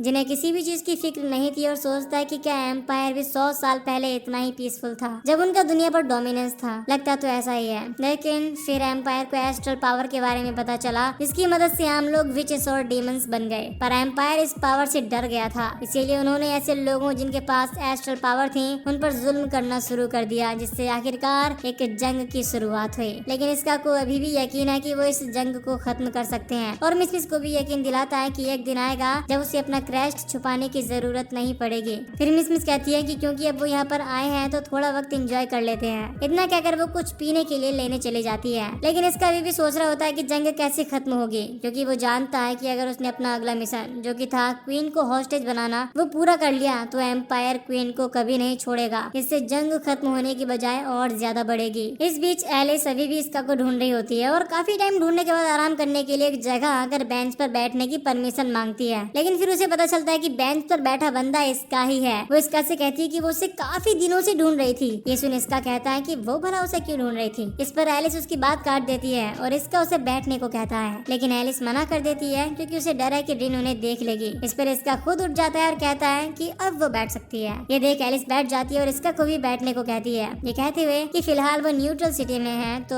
यहाँ वो एक दूसरे के दुश्मन नहीं है। एलिस कहती है कि वो खुश है कि वो वॉरटैक्स से बच गया। फिर वो पूछती है कि वो यहाँ क्या कर रहा है। इस पर इसका बताता है कि उसकी यूनिट में कुछ ठीक नहीं चल रहा है और उसी बारे में सोच रहा था। एलिस इस चीज के बारे में और पूछती है, लेकिन इसका ज्यादा कुछ बताने से मना कर देता है क्योंकि वो लोग दुश्मन जो हैं। एलिस कहती है कि वो न्यूट्रल सिटी में है और वो उस पर भरोसा कर सकता है। इस दौरान एलिस इसका के काफी करीब आ जाती है, लेकिन तभी रिन यहाँ आ जाती है। इसे देखकर एलिस तुरंत उठ जाती है और कहने लगती है कि जैसा वो सोच रही है वैसा कुछ नहीं है, तो तुम लोग इतने पास क्यों थे? इसमें मेरी कोई गलती नहीं है, इसमें इसका की गलती है। क्या मैं? अब ये गलती मेरी कैसे हो गई? अब रिन इसका को सही सलामत देखकर समझ जाती है कि वो उस वॉरटैक्स के धमाके से बच गया है। अब वो एलिस को ड्रिंक देती है, साथ में इसका को भी ऑफर करती है, ये कहते हुए कि वो इसे एलिस की तरफ से गिफ्ट समझे। लेकिन इसका जैसे ही उसे पीता है उसका सर भारी होने लगता है और वो बेहोश हो जाता है। रिन बताती है कि उसे लगा था कि वो उनकी दी हुई ड्रिंक नहीं पिएगा, पर उसने पी ली और वो बेहोश इसीलिए हुआ क्योंकि उसने उसकी ड्रिंक में नींद की गोली मिला दी थी। रिन आगे बताती है कि इसका जब उठेगा तो समझेगा कि सोवरनिटी ने उसे जहर देने की कोशिश की और इसीलिए वो एलिस से खुलकर बात करना बंद कर देगा। यही करना उसका मकसद था। ये सुन एलिस कहती है कि उसने जो भी किया उसे बिल्कुल भी अच्छा नहीं लगा। इसके बाद रिन इसका को अपनी कस्टडी में लेने की सलाह देती है। एलिस को उसका ये आइडिया पसंद नहीं आता, लेकिन जब मिस वापस आती है तो एलिस से पूछती है कि वो आखिरकार ऐसा कैसे कर सकती है और वो भी न्यूट्रल सिटी में। इस पर एलिस कहती है कि उसके पास अभी समझाने का वक्त नहीं है, इसीलिए वो उसे ले जा रही है। ये देख मिस उसकी तरफ दौड़ती है, जिस दौरान उसका क्रैश जागने लगता है। इससे एनर्जी बाहर निकलने लगती है। ये देख एलिस हैरान रह जाती है, लेकिन उसे रोकने के लिए वो उसके पैरों को फ्रीज कर देती है और इसका को अपने साथ ले जाती है। रिसिया को इस चीज के बारे में पता चल जाता है और एम्परर को रिपोर्ट करती है कि इसका को आइस कैलेमिटी विच ने किडनैप कर लिया है। अब आपके पास मेरे लिए क्या ऑर्डर्स हैं एम्परर? अब वापस जाते हुए एलिस रिन को ऑर्डर देती है कि इसका को सोवरनिटी के सेंट्रल पार्ट में ले जाना ठीक नहीं होगा, इसीलिए वो डिसाइड करते हैं कि उसे पास के किसी दूसरी सिटी यानी कि एल्काट्राज में ले जाएंगे। दूसरी तरफ रिसिया सेनेट को बताती है कि इसका को आइस कैलेमिटी विच ने न्यूट्रल सिटी से किडनैप कर लिया है। इस पर इंपीरियल सेनेट कहती है उस प्लान को जारी रखो, इसका के किडनैप होने से प्लान पर कोई असर नहीं पड़ना चाहिए। लेकिन रिसिया उन्हें बताती है कि एम्परर ने मुझे खुद रुकने को कहा है। सेनेट कहते हैं तो तुम्हारा अगला प्लान क्या है? रिसिया जवाब देती है कि इसका को एल्काट्राज ले जाया गया है, वही जगह जहां सालिंगर एक हेरेटिकल डीमन को भी कैद करके रखा गया है। हम इस मौके का फायदा उठा सकते हैं। अगर उसे आजाद कर दिया गया तो वो वापस सोवरेनिटी की क्वीन के खिलाफ खड़ा हो सकता है। अब डीमन सालिंगर वही है जिसे पिछली क्वीन के खिलाफ जाने के लिए कैद किया गया था। उसकी आजादी मतलब सोवरेनिटी के लिए एक और मुसीबत। इसके बाद रिसिया मिस और बाकी टीम से मिलती है। मिस उससे सवाल करती है कि क्या तुम इसका को बचाने वाली हो भी या नहीं। रिसिया हाँ में सर हिलाती है और कहती है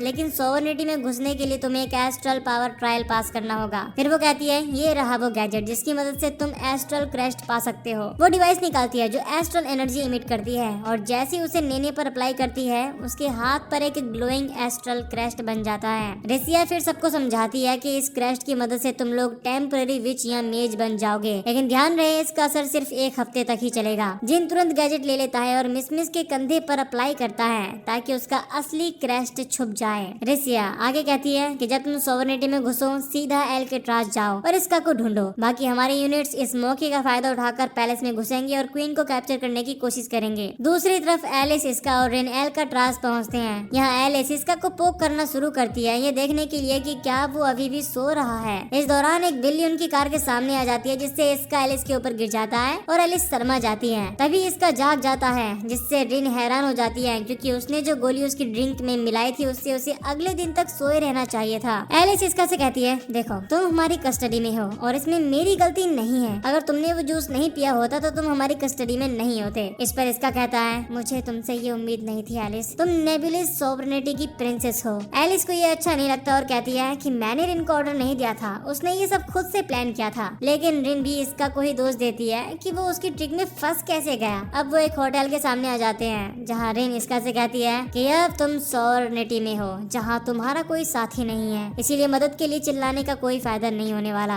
अब ये होटल रूम के अंदर आ जाते हैं जहाँ रिन एलिस को बताती है कि उसने एक और रूम बुक किया है और इसका को चेन से बांध कर रखने के लिए कहती है। लेकिन एलिस को उसका ये आइडिया बिल्कुल पसंद नहीं आता क्योंकि वो नहीं चाहती कि लोग सोचे कि वो अपने कैदियों के साथ बुरा बर्ताव करती है। लेकिन रिन उसे इसका के साथ सेम रूम में नहीं छोड़ सकती थी, इसीलिए कहती है कि उसने एक लग्जरी सूट ऑलरेडी बुक कर रखा है जहाँ वो जाकर आराम कर सकती है, जबकि वो इसका के साथ यहाँ रहेगी। दूसरी तरफ मिस और बाकी लोग सॉवरेनिटी में एंटर करने में कामयाब हो जाते हैं। उन्हें रिसी कांटेक्ट करती है और बताती है कि एल्काट्राज एक प्रिजन सेक्टर है जहाँ दूसरे देशों के क्रिमिनल्स को भी रखा जाता है, जिसके लिए दूसरे देश उन्हें पैसा देते हैं। यही वजह है कि सॉवरेनिटी काफी फल फूल रहा है। यहाँ जिन पूछता है कि क्या सभी क्रिमिनल्स एस्ट्रल मेजिस हैं। इस पर रेसिया उन्हें कुछ खतरनाक कैदियों के बारे में बताती है और साथ ही सालिंगर के बारे में भी बताने वाली होती है, लेकिन खुद को रोक लेती है क्योंकि ये लोग रेसिया के प्लान के बारे में नहीं जानते। अब रेसिया उन्हें इंस्ट्रक्शन देती है कि कहां और कैसे जाना है। जब वो लोकेशन पर पहुंचते हैं तो वहाँ रेसिया को देखकर हैरान हो जाते हैं और पूछती हैं कि तुम यहाँ क्या कर रही हो। इस पर रेसिया कहती है कि मुझे लगा मैं तुमसे मिलकर तुम्हें समझाऊं तो ज्यादा बेहतर होगा। इसके बाद वो उन्हें ओले ल्यूगन जेल के बारे में बताती है और वहाँ जाने के लिए तैयार होने को कहती है क्योंकि उसके मुताबिक इसका वहीं पर होगा। इधर होटल में रिन एक चाकू लेती है और अपना हाथ काट लेती है। ये देख इसका हैरान हो जाता है और पूछता है कि वो ऐसा क्यों कर रही है। इस पर रिन कहती है कि मैं ये इसीलिए कर रही हूँ ताकि एलिस को लगे कि तुमने मुझ पर अटैक करने की कोशिश की, जिससे एलिस को लगेगा कि तुम एक खतरनाक इंपीरियल सोल्जर हो जिसे होटल में नहीं बल्कि किसी जेल में होना चाहिए। इसके बाद वो चाकू से उस पर अटैक कर देती है कहते हुए कि तुम एलिस के रास्ते की सबसे बड़ी रुकावट हो, इसीलिए दुनिया को एक करने के लिए तुम्हें कुर्बान होना होगा। दूसरी तरफ एलिस को भूख लगने लगती है, इसीलिए रिन से डिनर के लिए पूछने के लिए इनके रूम की तरफ आने लगती है। लेकिन जैसे ही वो रूम में एंटर करती है वो देखती है कि रिन इसका कुछ टैप करने की कोशिश कर रही है। इसका रिन को बता देता है कि एलिस वापस आ गई है, लेकिन रिन को लगता है कि वो बस उसका ध्यान बटाने की कोशिश कर रहा है। लेकिन फिर शॉक्ड हो जाती है जब पीछे से आवाज आती है, तो रिन मुझे लगता है कि तुम काफी एंजॉय कर रही हो। दूसरी ओर जिन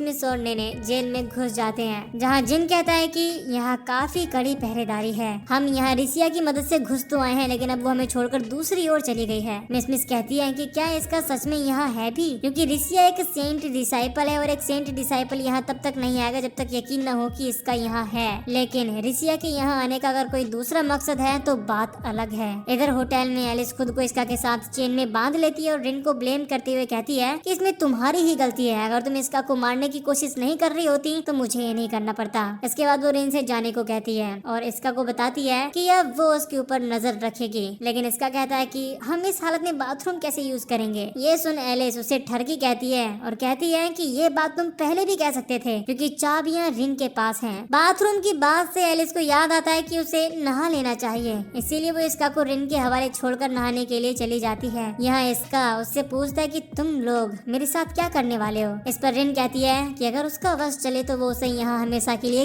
कैद कर दे। तभी एलिस टावर में कैजुअली बाहर आती है। वो ये भूल जाती है कि इसका भी यहाँ है। वो उसे देखकर शर्मा जाती है और पीछे मुड़ जाती है, जिससे इसका को उसकी पीठ पर बना क्रैश दिख जाता है, जिसे वो काफी अनोखा लगता है। एलिस उससे पूछती है कि तुम्हें इसे देखकर क्या लगता है, क्योंकि एम्पायर क्रैश को एक बीमारी और श्राप मानता है। इसका कहता है मेरी कैप्टन मिस अब एक विच बन गई है, लेकिन मुझे इसकी परवाह नहीं और मैं अभी भी उसकी रिस्पेक्ट करता हूँ। एलिस फिर कहती है कि तुम मुझे एक विच के अलावा किस तरह देखते हो। इस पर इसका कहता है कि मैं तुम्हें अपनी राइवल के तौर पर देखता हूँ। एलिस उसका जवाब सुनकर खुश हो जाती है और एक्साइटमेंट में अपना टॉवल गिरा देती है और कहती है कि मुझे खुशी है कि तुम मुझे एक स्पेशल बंदे की तरह ट्रीट ना करके अपने राइवल के तौर पर देखते हो। इसका मतलब है कि तुम मुझे अपने बराबर का समझते हो। अब इसका उसे बीच में रोकता है और कहता है पहले तुम्हें कुछ पहन लेना चाहिए। एलिस ब्लश करने लगती है और कहती है कि तुमने मेरी बॉडी देखी, इसीलिए राइवल के तौर पर तुम्हें भी अपनी बॉडी मुझे दिखानी होगी। इतना कहकर वो उसके कपड़े उतारने की कोशिश करने लगती है। इस बीच ओले ल्यूगन जेल के अंदर रिसिया सालिंगर के सामने आती है। उसे देखकर रिसिया को यकीन नहीं होता कि वो रियल सालिंगर है, क्योंकि एम्परर ने उसे बताया था कि सालिंगर को 30 साल पहले कैद किया गया था, लेकिन देखने में वो अभी भी जवान लग रहा था। यहाँ रिसिया उसे जेल से निकालने का ऑफर देती है और बदले में क्वीन को कैप्चर करने में उसकी मदद मांगती है। इस पर सालिंगर कहता है कि मुझे क्वीन से कैद करने के लिए बदला तो नहीं चाहिए, पर इस 4 दीवारी में मैं काफी बोर हो गया हूँ और अब वक्त आ गया है कि मैं यहाँ का किंग बनूं। होटल में एलिस देखती है कि इसका सो नहीं रहा है और सोचती है कि वो बेचैन होगा क्योंकि वो एक दुश्मन देश में जो है, लेकिन इसका बस होटल के बाहर के नजारे और शांति को फील कर रहा था। एलिस कहती है कि ये नजारा सिर्फ यहाँ से अच्छा लग रहा है, लेकिन असल में यहाँ इस बिल्डिंग के बीच काफी जेल है जहाँ बहुत से खतरनाक क्रिमिनल्स रहते हैं। इसका पूछता है कि क्या वो सभी खतरनाक मेजेस हैं। इस पर एलिस कहती है कि सभी क्रिमिनल्स के पास एस्ट्रल स्पिरिट्स नहीं होते और न ही सभी इतने ताकतवर हैं, लेकिन ओलिल्यूगन जेल में देश का सबसे बुरा क्रिमिनल डीमन सालिंगर जेल के सबसे नीचे वाले लेवल पर कैद है। अब क्योंकि एलिस उसे एक डीमन कहती है तो इसका पूछता है कि वो उसे डीमन से क्यों एड्रेस कर रही है। इस पर एलिस बताती है कि उसने पिछली क्वीन पर अटैक किया था और वो काफी पावरफुल है। तभी रिन यहाँ आ जाती है और एलिस को रिपोर्ट करती है कि किसी ने सॉवरनिटी में घुसपैठ की है। वो इसका पर शक करती है, लेकिन इसका कहता है कि इसमें मेरा कोई हाथ नहीं था। रिन बताती है कि एल्काट्रास के 12 प्रोविंसेस में सस्पिशियस ग्रुप्स नोटिस किए गए हैं और क्योंकि वो एम्पायर से हो सकते हैं, एक वार्निंग इश्यू की गई है।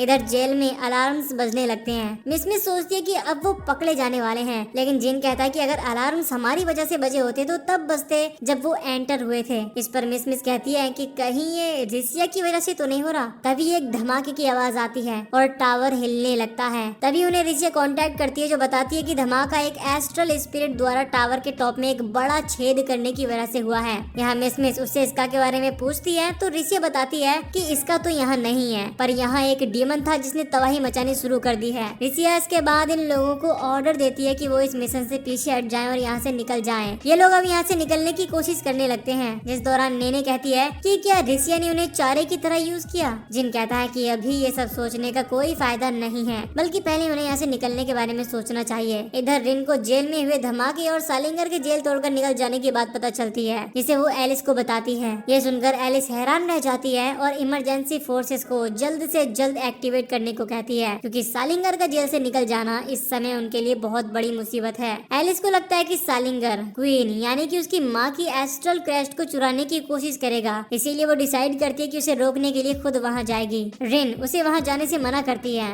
इस पर एलिस कहती है कि उसके अलावा कोई और सालिंगर को नहीं रोक पाएगा, इसलिए उसे जाना ही होगा। इसके बाद वो इसका से कहती है कि अभी मैं तुम्हें कुछ नहीं बता सकती क्योंकि हम लोग दुश्मन जो हैं, पर काश मैं बता पाती। फिर एलिस इसका से सवाल करती है कि अगर मैं तुमसे मदद मांगू तो क्या तुम मदद करोगे। अब इससे पहले कि एलिस इसका जवाब दे, एलिस अपना मन बदल लेती है और जाने से पहले उसे एक नया रुमाल देती है क्योंकि उसने उसका पुराना वाला गंदा कर दिया था। वो ये भी कहती है कि मैं तुम्हें ये काफी वक्त से देना चाहती थी, पर रिन की वजह से नहीं दे पाई, तो मुझे अजीब मत समझना, लेकिन उम्मीद करती हूँ कि तुम इसे एक्सेप्ट करोगे और अपने साथ ले जाओगे। इसके बाद वो उसे अलविदा कहकर चली जाती है। दूसरी तरफ जेल में जिन को रियलाइज होता है कि वो लोग गार्ड से सीधे नहीं लड़ सकते, इसीलिए वो उनका ध्यान बटाने का डिसाइड करता है और चाहता है कि मिस और नेने इसका फायदा उठाकर उन्हें एक ही झटके में खत्म कर दें। लेकिन मिस उसे रोकती है और खुद चारा बनने का फैसला करती है। इसके बाद वो गार्ड्स के सामने आ जाती है और भागने लगती है, लेकिन गार्ड्स उसे घेर लेते हैं और पकड़ लेते हैं। लेकिन इससे पहले कि वो उस पर अटैक करने वाले होते, जिन और नेने उसकी मदद को आ जाते हैं और इलेक्ट्रो बुलेट से सभी गार्ड्स को ढेर कर देते हैं। इसके बाद होटल में इसका को अपना फोन बजता हुआ सुनाई देता है और रियलाइज करता है कि एलिस उसे वहीं छोड़ गई थी। फोन पर मिस थी जो उससे पूछती है कि वो किस सिचुएशन में है। इसका बताता है कि वो एक होटल के टॉप फ्लोर पर अकेला है, जबकि एलिस ओलिल्यूगन जेल की तरफ गई है। मिस उसे बताती है कि वो लोग भी इसी जेल के अंदर हैं, जिसे सुन वो हैरान हो जाता है। फिर जिन उससे कहता है कि बाकी चीजें मैं तुम्हें बाद में समझाऊंगा, फिलहाल तुम यहाँ आकर हमसे मिलो। जिन फिर पूछता है कि क्या वो होटल से बाहर निकल भी सकता है या नहीं। इस पर इसका कहता है कि इन हथकड़ियों के होते हुए मुझे नहीं लगता कि मैं यहाँ से निकल सकता हूँ। लेकिन फिर उसे एलिस के दिए रुमाल के बारे में याद आता है, जिसके नीचे उसे हथकड़ी की चाबी मिलती है जो एलिस खुद छोड़ कर गई थी। दूसरी तरफ एलिस और रिन जेल पहुँचते हैं। तभी उनकी कार पर अचानक अटैक होता है, लेकिन वो क्रैश होने से पहले कूद जाते हैं। एलिस देखती है कि जेल के आसपास आग लगी हुई है, इसीलिए वो अपनी आइस पावर से उसे फ्रीज कर देती है और गार्ड से कहती है कि अभी वो उन्हें कमांड करेगी। इसका भी अपनी टीम के पास पहुंच जाता है। मिस उसके पास आती है और उससे माफी मांगते हुए कहती है कि अगर वो ताकतवर होती तो उसे किडनैप होने नहीं देती। इस पर इसका कहता है कि इसमें तुम्हारी गलती नहीं है, बल्कि मैंने ही वो जूस बिना सोचे समझे पी लिया था। इसके बाद इसका मिस से अपनी शॉर्ट्स वापस लेता है और उन सबको होटल के पीछे उसका इंतजार करने को कहता है। इतना कहकर वो ओलिल्यूगन जेल की तरफ चला जाता है। इधर रिन सालिंगर से टकरा जाती है और सालिंगर उसकी तारीफ करते हुए कहता है कि भले ही तुम एक नौकर हो पर काफी काबिल हो। रिन सीधा उसे गद्दार कहकर एड्रेस करती है और कहती है कि उसने क्वीन की एस्ट्रल स्पिरिट चुराने की कोशिश की थी। ये सुन सालिंगर को गुस्सा आ जाता है और कहता है कि तुम मुझे चोर कहकर मेरा अपमान कर रही हो। मैं यहाँ का किंग हूँ और एक किंग होने के नाते टैक्स के तौर पर एस्ट्रल स्पिरिट्स कलेक्ट करना मेरा हक है और सभी स्पिरिट्स कलेक्ट करके मैं किंग से भी कुछ बड़ा बहुत ताकतवर बन जाऊंगा। लेकिन रिन कहती है कि तुम सिर्फ एक क्रिमिनल हो और तुम जो चाहे कर लो, तुम कभी एक किंग नहीं बन पाओगे। इतना कहकर रिन उस पर अपने कुनाई फेंकती है, लेकिन वो उसे हिट नहीं कर पाते क्योंकि वो उन्हें ब्लॉक करने के लिए एक विंड एस्ट्रल स्पिरिट यूज करता है। उसके पास एक नहीं बल्कि कई सारी एस्ट्रल स्पिरिट्स थी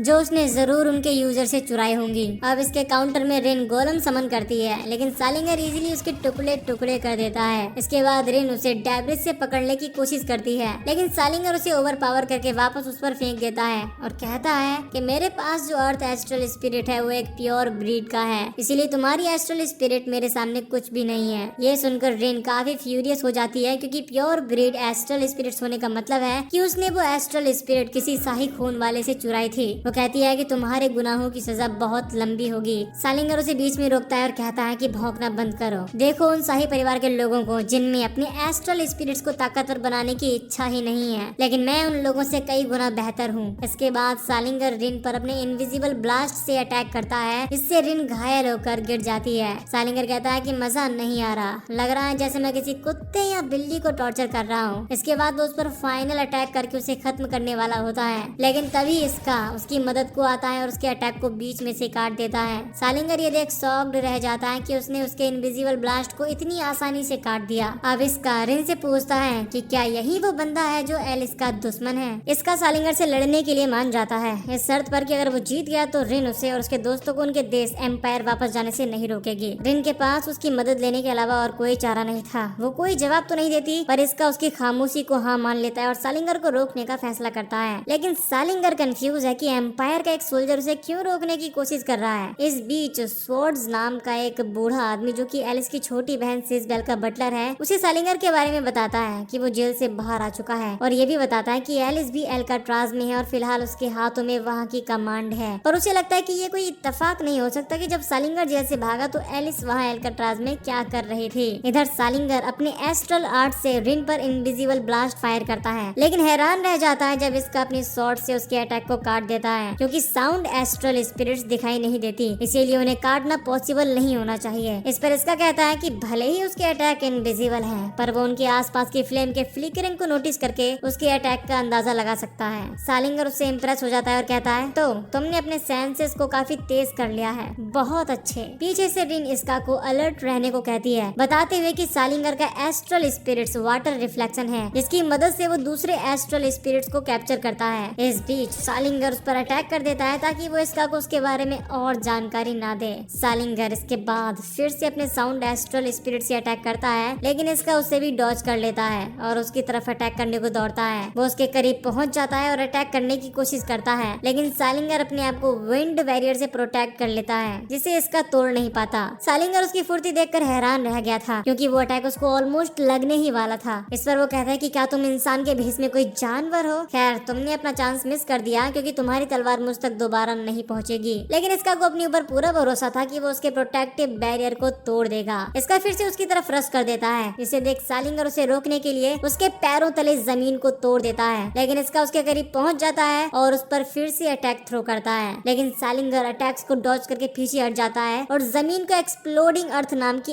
एस्ट्रल स्पिरिट से ब्लास्ट कर देता है। लेकिन रिन इसका को सही समय पर अलर्ट कर देती है, जिससे इसका इस अटैक से बच जाता है। रिन इसका से कहती है कि पता नहीं उसके पास और क्या क्या है जिसके बारे में हम नहीं जानते, पर हमें जैसे तैसे करके उसे लिमिट पर लाना ही होगा। यह सुन सालिंगर हंसने लगता है और कहता है कि अभी मैंने कुछ दिखाया ही कहाँ है। एक एस्ट्रल स्पिरिट्स की असली पावर उसकी कल्पना से कहीं ज्यादा होती है, जिसकी पावर तुम लोगों ने आज तक नहीं देखी, पर आज तुम उस चीज को विटनेस करोगे। दूसरी तरफ हम नेमलेस को देखते हैं, जो अचानक से एलिस पर पीछे से अटैक कर देता है, लेकिन एलिस उसे सेंस कर लेती है और तुरंत अपनी आईज से उसके अटैक को ब्लॉक कर लेती है। एलिस उससे कहती है कि क्या उसी ने सालिंगर की जेल से बाहर निकलने में मदद की। इस पर वो कहता है कि फर्क नहीं पड़ता कि मैंने उसे आजाद किया या नहीं, फर्क इससे पड़ता है कि सालिंगर के आजाद होने से पूरी जेल अब आग की लपटों में झुलस रही है और उसकी वजह से सॉवर्निटी की मुसीबतें भी बढ़ने वाली हैं। इस पर एलिस कहती है कि वो उसे रोक कर रहेगी। इतना कहकर एलिस उस पर आइस स्वॉर्ड से अटैक कर देती है, लेकिन नेमलेस पीछे हट जाता है और कहता है कि मेरा काम काम हो गया, सालिंगर सब संभाल लेगा। इतना कहकर वो गायब हो जाता है। इधर सालिंगर आइस और फायर को कंबाइन करके इसका पर शूट करता है और इसका उससे भी काट देता है, लेकिन इससे अटैक और स्ट्रांग हो जाता है, जिससे इसका को अटैक हिट कर जाता है। रिन सालिंगर से कहती है कि कहीं यही कारण तो नहीं कि तुम एस्ट्रल स्पिरिट्स को औरों से चुराते हो ताकि उन्हें कंबाइन करके पावरफुल अटैक बना सको। लेकिन सालिंगर रिवील करता है कि एक एस्ट्रल स्पिरिट को दूसरे से कंबाइन करना कुछ नया नहीं है, मेरा मकसद इससे कहीं बढ़कर है। मैं चाहता हूँ कि इंसानों को एस्ट्रल स्पिरिट्स के साथ कंबाइन करूँ। आज तक सिर्फ 2 लोगों ने ये कमाल करके दिखाया है, जिनमें से एक फाउंडर नेबुलस थी, और मैं भी उस लेवल तक पहुंचना चाहता हूं।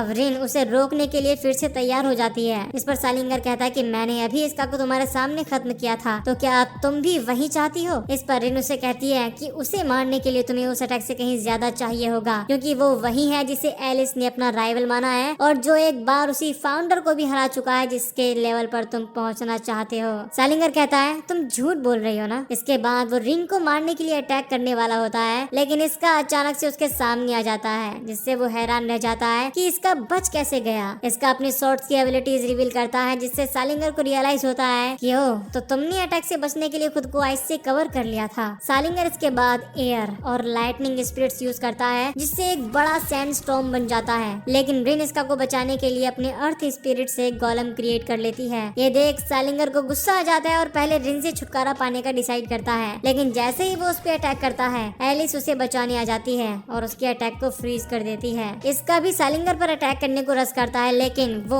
फाइट करने के लिए स्वॉर्ड्स को क्रिएट कर लेता है, जिनके इसका टुकड़े कर देता है। अब ये देखकर कि उसके हाथ में अब एडवांटेज नहीं रहा, सालिंगर पीछे हटने लगता है और कहता है कि मुझे एक महान एस्ट्रल मेज बनने से कोई नहीं रोक सकता और मेरी ये बात भूलना मत। इसके बाद वो टावर से जंप करके भाग जाता है। इधर रिन एलिस को रिपोर्ट करती है कि बाकी कैदी जो भाग गए थे वो पकड़े गए और इंपीरियल सोल्जर्स भी जा चुके हैं। एलिस खुश थी कि उसने उसकी मदद की, क्योंकि अगर वो चाहता तो भाग सकता था, लेकिन उसने मदद करने का फैसला किया। दूसरी तरफ हमें पता चलता है कि जिस सूट वाले पर्सन से एलिस फाइट कर रही थी वो रिसिया थी। वो बाहर आती है और कहती है कि वो कभी इस सूट को दोबारा नहीं पहनने वाली और इसे पहनकर वो सिर्फ कुछ मिनटों तक ही लड़ पाई। इस पर नेमलेस कहता है कि तुम्हें तो इस चीज की जरूरत भी नहीं है। फिर वो रिसिया को बताता है कि 2 स्पेशल यूनिट्स सोवरेनिटी के सेंट्रल प्रोविंस में घुस चुकी हैं, जिससे अब हम क्वींस के पैलेस पर नजर रख सकते हैं। इससे अब सेनेट भी खुश हो जाएगी और हमें एम्परर को भी इस बारे में बताना चाहिए। दूसरी तरफ इसका और बाकी लोग आराम से सोवरेनिटी से बाहर निकल जाते हैं। इसका यहाँ नोट करता है कि मिस अब नॉर्मल लग रही है और उससे पूछता है कि क्या तुम्हारी क्रस्ट की प्रॉब्लम ठीक हो गई है। ये सुनकर मिस पैनिक करने लगती है, क्योंकि वो उसके बारे में तो भूल ही गई थी, लेकिन इसका कहता है कि चिंता करने की जरूरत नहीं है, वो सब मिलकर इसका हल निकाल लेंगे। दूसरी तरफ एलिस फाइटिंग के लिए रिन की तारीफ करती है, जिस पर रिन कहती है कि मैं इसका के बिना सिचुएशन को नहीं संभाल पाती। एलिस फिर से इसका के बारे में सोचने लगती है और उसका नाम लेती है, जिस पर रिन कहती है कि वो दुश्मन है और उसका नाम इतना कैजुअली नहीं लेना चाहिए, हालांकि उसने उसकी जान बचाई थी। लेकिन एलिस कहती है कि कोई बात नहीं, वो मेरा राइवल है। इधर एलिस की बहन उन्हें इसका के बारे में बात करते हुए देख लेती है और हमें पता चलता है कि वो वही विच है जिसे इसका ने जेल से आजाद किया था, लेकिन उसे नहीं लगता कि एलिस उसी इसका के बारे में बात कर रही है जिसने उसे बचाया था। दूसरी ओर नेमलेस और रिसिया एम्परर को सालिंगर की करंट सिचुएशन के बारे में बताने वाले होते हैं, लेकिन एम्परर को सालिंगर में अभी कोई इंटरेस्ट नहीं होता और पूछती है कि क्या 8 अपोस्टल्स अभी भी एक प्योर ब्रीड को पकड़ने की कोशिश कर रहे हैं। इस पर रिसिया कहती है कि अगर आप चाहें तो सिर्फ एक हुक्म से उन्हें रोक सकते हैं, लेकिन एम्परर कहती है कि वो फालतू कामों में अपना वक्त जाया नहीं करना चाहती, पर अभी जिस चीज में उसकी दिलचस्पी है वो ये है कि एक एस्ट्रल प्रिंसेस एक इंपीरियल सोल्जर के प्यार में पड़ गई है। इधर एलिस की सिस्टर सिजबेल को उसकी मदर यानी कि क्वीन बुलाती है और अल समीरा जो कि एक इंडिपेंडेंट नेशन है वहां जाने का ऑर्डर देती है, क्योंकि उसने सुना है कि उस कंट्री ने अपनी न्यूट्रलिटी डिक्लेयर नहीं की है और अफवाह ये है कि वो एम्पायर के साथ मिले हुए हैं और वो पता लगाना चाहती है कि ये सच है या नहीं। दूसरी तरफ सबका फिजिकल टेस्ट हो रहा था, जिसमें इसका अपना फिजिकल टेस्ट क्लियर कर लेता है और बाकियों से मिलता है, जो उसे बताते हैं कि उन्हें 1 हफ्ते के बाद फिर से चेक किया जाएगा, ये पक्का करने के लिए कि उन सबका वो टेम्पररी एस्ट्रल क्रस्ट गायब हो जाए। और ये एक मुसीबत है, क्योंकि इससे उन्हें मिस के क्रस्ट के बारे में पता चल जाएगा। तभी मिकी नाम की एक मेडिकल टीम की मेंबर रिसिया के साथ आती है, जिससे इन सबको लगने लगता है कि कहीं उन्हें मिस के एस्ट्रल क्रस्ट के बारे में पता तो नहीं चल गया। लेकिन मिकी कहती है कि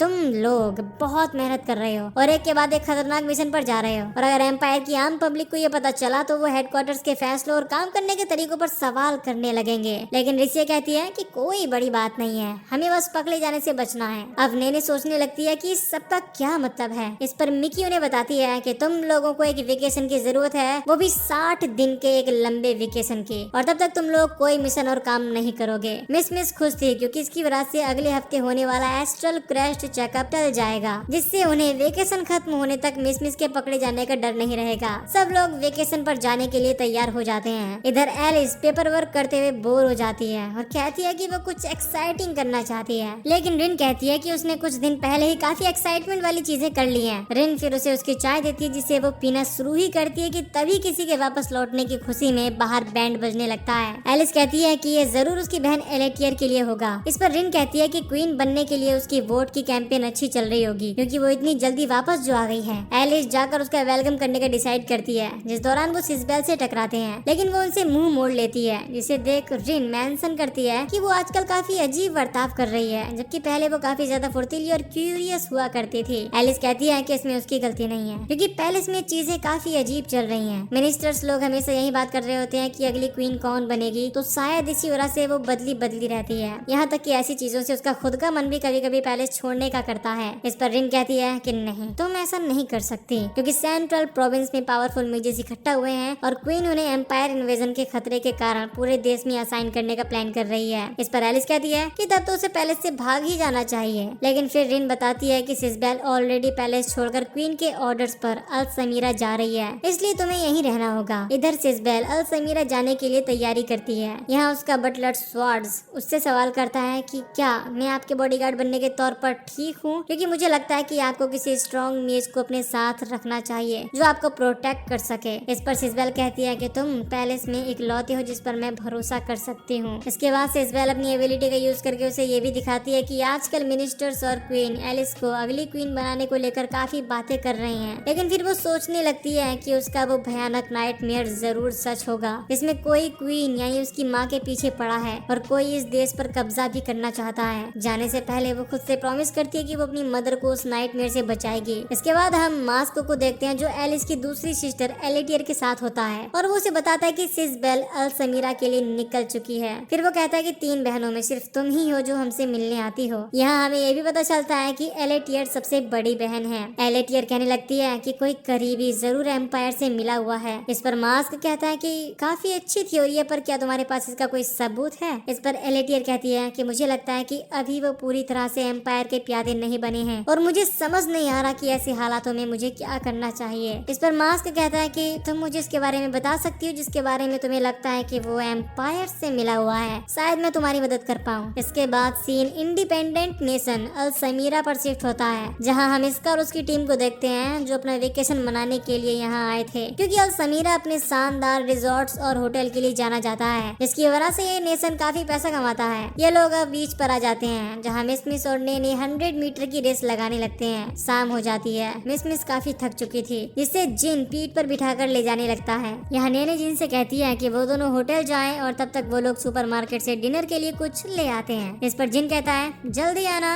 और खो मत जाना। फिर नेने को वॉशरूम जाना होता है, जिसके लिए वो चली जाती है, और इस दौरान सिसबेल इसका से आकर टकरा जाती है। इसका उससे पूछता है कि क्या तुम ठीक हो? इस पर सिसबेल कहती है कि वो खो गई है और मैप देख रही थी। दोनों एक दूसरे को फिर गौर से देखते हैं और एक दूसरे को पहचान लेते हैं। इसका कहता है कि तुम तो वही लड़की हो ना जिसकी मैंने जेल से भागने में मदद की थी। तभी नेने लौट आती है और इंतजार करने के लिए उसे थैंक्स कहती है, लेकिन जैसे ही इसका पीछे मुड़ता है तो देखता है कि वो लड़की चली गई थी। इसके बाद ये सुपरमार्केट जाने लगते हैं। इधर सिसबेल वहाँ से भाग आती है और अपने आप से पूछती है कि क्या वो सच में सेंट डिसाइपल इसका था और वो यहाँ क्या कर रहा था। तभी बटलर भी हांफते हुए यहाँ पहुँच जाता है और कहता है, माय लेडी, मेरी हड्डियाँ अब इतनी मजबूत नहीं रही, मुझ पर थोड़ा रहम कीजिए। सिसबेल उससे कहती है कि मुझे मेरे सपनों का योद्धा मिल गया है, मुझे तुमसे उस बारे में बात करनी है, पर उससे पहले हमें होटल वापस चलना होगा। इधर एलिस दिन भर के पेपर वर्क से काफी थक चुकी थी। तभी रिन उसे बताती है कि कल क्वीन हॉल में लोगों से मिलने जुलने का एक प्रोग्राम होने वाला है, जिसमें उसे हर किसी से मिलना होगा। ये सुन एलिस कहती है कि क्या तुम्हारे अंदर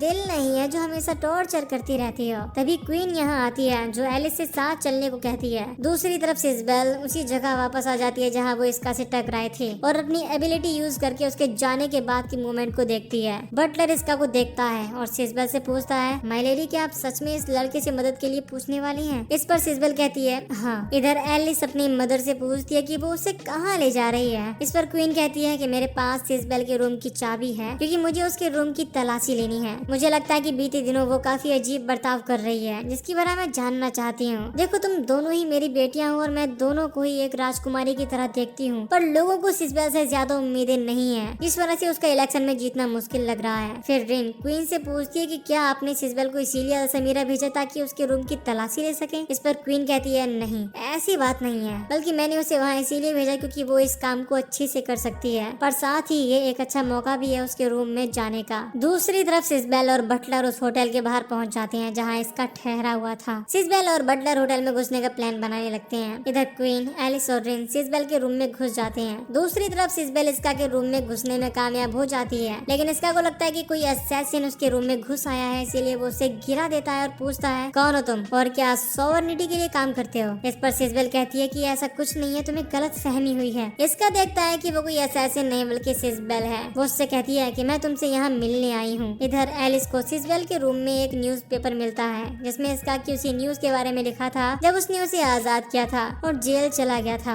एलिस ये देखकर हैरान हो जाती है और कहती है कि सिजबेल इसका को कैसे जानती है। दूसरी ओर सिजबेल इसका से कहती है कि क्या मैं तुमसे कुछ पूछ सकती हूँ। इसका कहता है, हाँ पूछो। वो कहती है कि क्या तुम मेरे साथ सोवर्निटी चलोगे। सिजबेल इसके बाद आधी रात को उसके रूम में घुसने के लिए माफी मांगती है, पर फिर कहती है कि क्या हम दोनों ऐसे ही पड़े रहेंगे, मुझे अच्छा लगेगा अगर तुम मेरे ऊपर से हट जाओगे। दूसरी तरफ एलिस सोच रही थी कि सिजबेल आखिर इसका को कैसे जानती है। क्या उसने उसे और इसका को न्यूट्रल सिटी में मिलते देखा, क्योंकि एस्ट्रल स्पिरिट की मदद से उसके लिए ये करना काफी आसान है। इस पर रिन कहती है कि ऐसा नहीं हो सकता, सिजबेल सिर्फ अपने से 300 मीटर के दायरे की चीजें ही देख सकती है। इस पर एलिस कहती है कि शायद फिर उसने हमारी बातें सुनी होंगी। रिन कहती है कि शायद लेडी सिजबेल को ये लगता है कि तुम एम्पायर से मिली हुई हो। इधर सिजबेल रात गए उसके रूम में घुसने के लिए माफी मांगती है और ये भी कहती है कि जब तुमने मुझे जेल से आजाद किया तो मैंने किसी को तुम्हारे बारे में नहीं बताया कि एक इंपीरियल सोल्जर होते हुए तुमने मेरी मदद की। इसीलिए वो उसे शुक्रिया के तौर पर ब्रेसलेट गिफ्ट करती है, पर इसका मना कर देता है कि उसने इसके लिए उसकी मदद नहीं की थी। सिजबेल फिर उसे ये भी बताती है कि उसके आजाद हो जाने के बाद एम्पायर के साथ साथ आसपास की न्यूट्रल सिटीज में भी विच को आजाद करने के लिए उसके जेल में जाने की खबर फैल गई थी और इसी वजह से वो उसका नाम जानती है। वो आगे कहती है कि मेरी वजह से तुम्हारा स्टेटस और सम्मान छीन लिया गया, जिसे मैं वापस लौटाना चाहती हूँ, जिसके लिए तुम्हें मेरे साथ सोवर्निटी चलना होगा। इस पर इसका उससे पूछता है कि तुम वैसे हो कौन। इस पर सिजबेल कहती है कि मैं रॉयल पैलेस में एक सर्वेंट हूँ, लेकिन फिर इसका कहता है कि तुम्हें आखिर मेरी ही मदद क्यों चाहिए, क्योंकि अगर तुम रॉयल पैलेस की सर्वेंट हो तो तुम्हारे अंडर और भी लोग होंगे जो तुम्हारी मदद कर सकते हैं। इस पर सिजबेल मना कर देती है क्योंकि वो वहाँ हर किसी पर भरोसा नहीं कर सकती। सिजबेल थोड़ी इमोशनल हो जाती है और कहती है कि वो उससे मिलने फिर आएगी। इतना कहकर वो चली जाती है, लेकिन इसका देखता है कि वो अपना ब्रेसलेट वहीं छोड़ गई थी। दूसरी तरफ रिन क्वीन से कहती है कि उन्हें सिजबेल के रूम से कुछ अजीब नहीं मिला, लेकिन फिर वो क्वीन के सामने एक प्लान ऑफर करती है। क्वीन उसके प्लान के बारे में पूछती है, जिस पर रिन कहती है कि प्लान के हिसाब से आपको लेडी एलिस को एक लॉन्ग डिस्टेंस ट्रिप पर अकेले भेजना होगा, यानी कि उसी कंट्री में जहाँ सिजबेल है, ताकि वो खुद जाकर एक बड़ी बहन की तरह उससे बात करे। इससे लेडी सिजबेल अपने दिल की बात लेडी एलिस से शेयर कर सकती है। क्वीन को उसका ये आइडिया अच्छा लगता है और एलिस से पूछती है कि क्या तुम वहाँ जाना चाहोगी। इस पर एलिस खुशी खुशी मान जाती है और रिन से जाने की तैयारी करने को कहती है, क्योंकि वो जानना चाहती थी कि आखिर सिजबेल इसका को कैसे जानती है और क्या करने की फिराक में है। दूसरी तरफ इंपीरियल सेनेट को क्वीन की दूसरी बेटी यानी कि प्योर ब्रेड विच सिजबेल के बारे में पता चल जाता है कि वो समीरा में अपने बटलर के साथ बिना किसी सिक्योरिटी के वहाँ पर है और उसे आसानी से पकड़ा जा सकता है और एक प्योर ब्रीड को पकड़ना उनका मेन गोल है। इसके लिए वो अपना विच हंटिंग वेपन भी डिप्लॉय कर देते हैं जो एक अनस्टॉपेबल मशीन है। इधर इसका और उसकी टीम ब्रेकफास्ट बना रहे होते हैं। यहाँ मिस मीट को ग्रिल करने की बात कर रही होती है, लेकिन नेने सब्जियों को पहले पकाने के लिए कहती है क्योंकि वो बनने में ज्यादा वक्त लेती हैं। वो दोनों इस पर इसका की राय लेते हैं, लेकिन वो अभी भी सिजबेल के बारे में ही सोच रहा था। फिर हम एलिटियर को देखते हैं जो मास्क से फिर से मिलने को आती है। मास्क कहता है कि तो तुम कल कह रही थी कि सोवर्निटी से कोई एम्पायर की हेल्प कर रहा है, तो कौन है वो। इस पर एलिटियर कहती है कि जो एम्पायर के टच में है वो और कोई नहीं बल्कि मेरी बहनें हैं। मास्क कहता है क्या तुम मजाक कर रही हो, ऐसी बातें मुझे बताना ये लू फैमिली के लिए अच्छा नहीं है, क्या तुम पक्का मुझे ये सब बताना चाहती हो। इस पर एलिटियर कहती है कि सोवर्निटी का फ्यूचर क्वीन के इलेक्शन से ज्यादा जरूरी है। इस पर मास्क कहता है तो ठीक है बताओ मैं तुम्हारे लिए क्या कर सकता हूँ। एलिटियर कहती है कि अगर मेरी बहनें सोवर्निटी को धोखा देती हैं तो ये मेरा फर्ज है कि मैं उन्हें रोकूं, लेकिन क्योंकि वो मेरी बहनें हैं तो मैं ये करने में नाकाम रहूंगी। इस पर मास्क कहता है तुम्हें चिंता करने की जरूरत नहीं है, मैं खुद जाकर तुम्हारी बहनों से मिलूंगा। फिर हम डेजर्ट में एक बस को देखते हैं जिससे एलिस अल समीरा के लिए जा रही थी, जहाँ बस अटेंडेंट सबको बता रही होती है कि पिरामिड के टॉप पर बसिलिस्क नाम का एक मॉन्स्टर रहता है, लेकिन चिंता करने की कोई बात नहीं है क्योंकि उनके साथ स्पेशलाइज्ड हंटर्स हैं। इधर एलिस सोच रही होती है कि ये पहली बार है जब वो रिन के बिना ट्रेवल कर रही है। तभी यहाँ अचानक बस रुक जाती है क्योंकि सामने किसी बड़े मॉन्स्टर्स के फुटप्रिंट थे, लेकिन एलिस बाहर आने लगती है जिससे बस अटेंडेंट रोकने की कोशिश करती है, लेकिन एलिस बाहर आ जाती है और फुटप्रिंट को देखती है, जिसे देखकर वो समझ जाती है कि ये बासिलिस्क मॉन्स्टर के नहीं है। पास ही में उसे मशीन ऑयल की भी स्मेल आती है, जिसे देखकर वो हैरान थी। इससे हम समझ पाते हैं कि ये फुटप्रिंट्स एम्पायर की विच हंटिंग मशीन के हैं। दूसरी तरफ हम देखते हैं कि इसका के कहने पर इन लोगों ने वो होटल छोड़ दिया था। मिस काफी थक जाती है और कहती है कि वो कल वाले होटल में ही रुक सकते थे, लेकिन इसका कहता है कि वो होटल काफी महंगा है, इसीलिए थोड़ा सस्ता होटल देखेंगे जो उनके बजट में हो। लेकिन असल में उसे फिक्र थी कि कहीं वो सिसबेल की वजह से अपनी टीम को खतरे में न डाल दे। अब यहाँ मिस का क्रस्ट फिर से चमकने लगता है, जिस पर वो कहती है कि उन्हें इसका कुछ करना होगा। जिन कहता है कि उन्हें चिंता करने की जरूरत नहीं है क्योंकि वेकेशन खत्म होने में अभी काफी वक्त है। लेकिन फिर वो उसी विच नोरो के बारे में बताता है जो अपना क्रस्ट छुपाकर एम्पायर में रही थी। जिन उसी चीज को यहाँ ढूंढने की सलाह देता है जिससे नोरो ने अपने क्रस्ट को छुपाया था, और इस कंट्री में वो चीज ढूंढना आसान होगा क्योंकि यहाँ सोवर्निटी का भी सामान मिलता है, और अगर वो लकी रहे तो वो चीज यहाँ उन्हें मिल सकती है। फिर ये लोग दूसरे होटल पर पहुंच जाते हैं, लेकिन इसका सेंस कर लेता है कि सिसबेल आस पास ही है, इसलिए वो कहता है कि वो करेंसी एक्सचेंज कराने जा रहा है। इस पर मिस कहती है कि वो लोग जल्द ही डिनर के लिए जाने वाले हैं, तो जल्दी आना। फिर इसका सिसबेल को ढूंढने लगता है कि तभी वो उसके सामने आ जाती है। इसका पूछता है कि आखिर तुमने मुझे ढूंढा कैसे। इस पर सिसबेल कहती है कि मैंने कहा था मैं वापस आऊंगी। इसका कहता है ठीक है, पर हमें कहीं और चलना चाहिए। ये लोग होटल से दूर आ जाते हैं, जहाँ इसका कहता है कि मैंने आज ही होटल चेंज किया, पर तुम्हें इस बारे में कैसे पता चला। सिसबेल उसे अपने एस्ट्रल क्रस्ट के बारे में बताती है, जिसकी मदद से वो पास्ट को किसी वीडियो की तरह देख सकती है, जिसकी मदद से उसने उसके नए होटल का पता लगाया। इसका कहता है तुम्हारी एबिलिटी तो काफी अच्छी है, पर क्या मुझे एक इंपीरियल सोल्जर को इसके बारे में बताना गलत नहीं है। सिसबेल कहती है कि मैं बस तुम्हारे साथ ईमानदार हो रही हूँ, पर मैंने कल तुमसे एक झूठ बोला। इसका पूछता है कि कैसा झूठ। इस पर सिसबेल अपना असली नाम उसे बता देती है, जिससे इसका समझ जाता है कि वो एलिस की सिस्टर है और एक प्रिंसेस है। इसका हैरान था कि अगर वो एक प्रिंसेस है तो उसके बावजूद उसे उसकी मदद क्यों चाहिए। सिसबेल कहती है कि कोई क्वीन की जान के पीछे और वो फाउंडर का डिसेंडेंट है। वो सोवर्निटी पर कब्जा या उस पर राज नहीं करना चाहता। उसका मकसद कुछ बहुत भयानक है, और अगर क्वीन मर गई तो एम्पायर के साथ एक फुल स्केल वॉर होगी। इसे कोई नहीं रोक पाएगा। इससे दोनों देश बर्बाद हो जाएंगे। इतना ही नहीं, सोवर्निटी को जंग में झोंकने के बाद उनका प्लान पूरी रॉयल फैमिली को खत्म करना है, जिसमें वो खुद भी शामिल है। सिसबेल इमोशनल हो जाती है और कहती है कि यही वजह है कि उसे उसकी मदद चाहिए ये सब रोकने में, पर इसका उसे मना कर देता है। इधर हम एलिस को देखते हैं जो अल समीरा पहुंच चुकी थी और सिसबेल के होटल को लोकेट करने लगती है। लेकिन तभी सिसबेल का बटलर यहाँ उसके पास आता है और उसे बताता है कि उसे सिसबेल कहीं नहीं मिल रही, वो बिना उसे बताए कहीं चली गई है। दूसरी तरफ इसका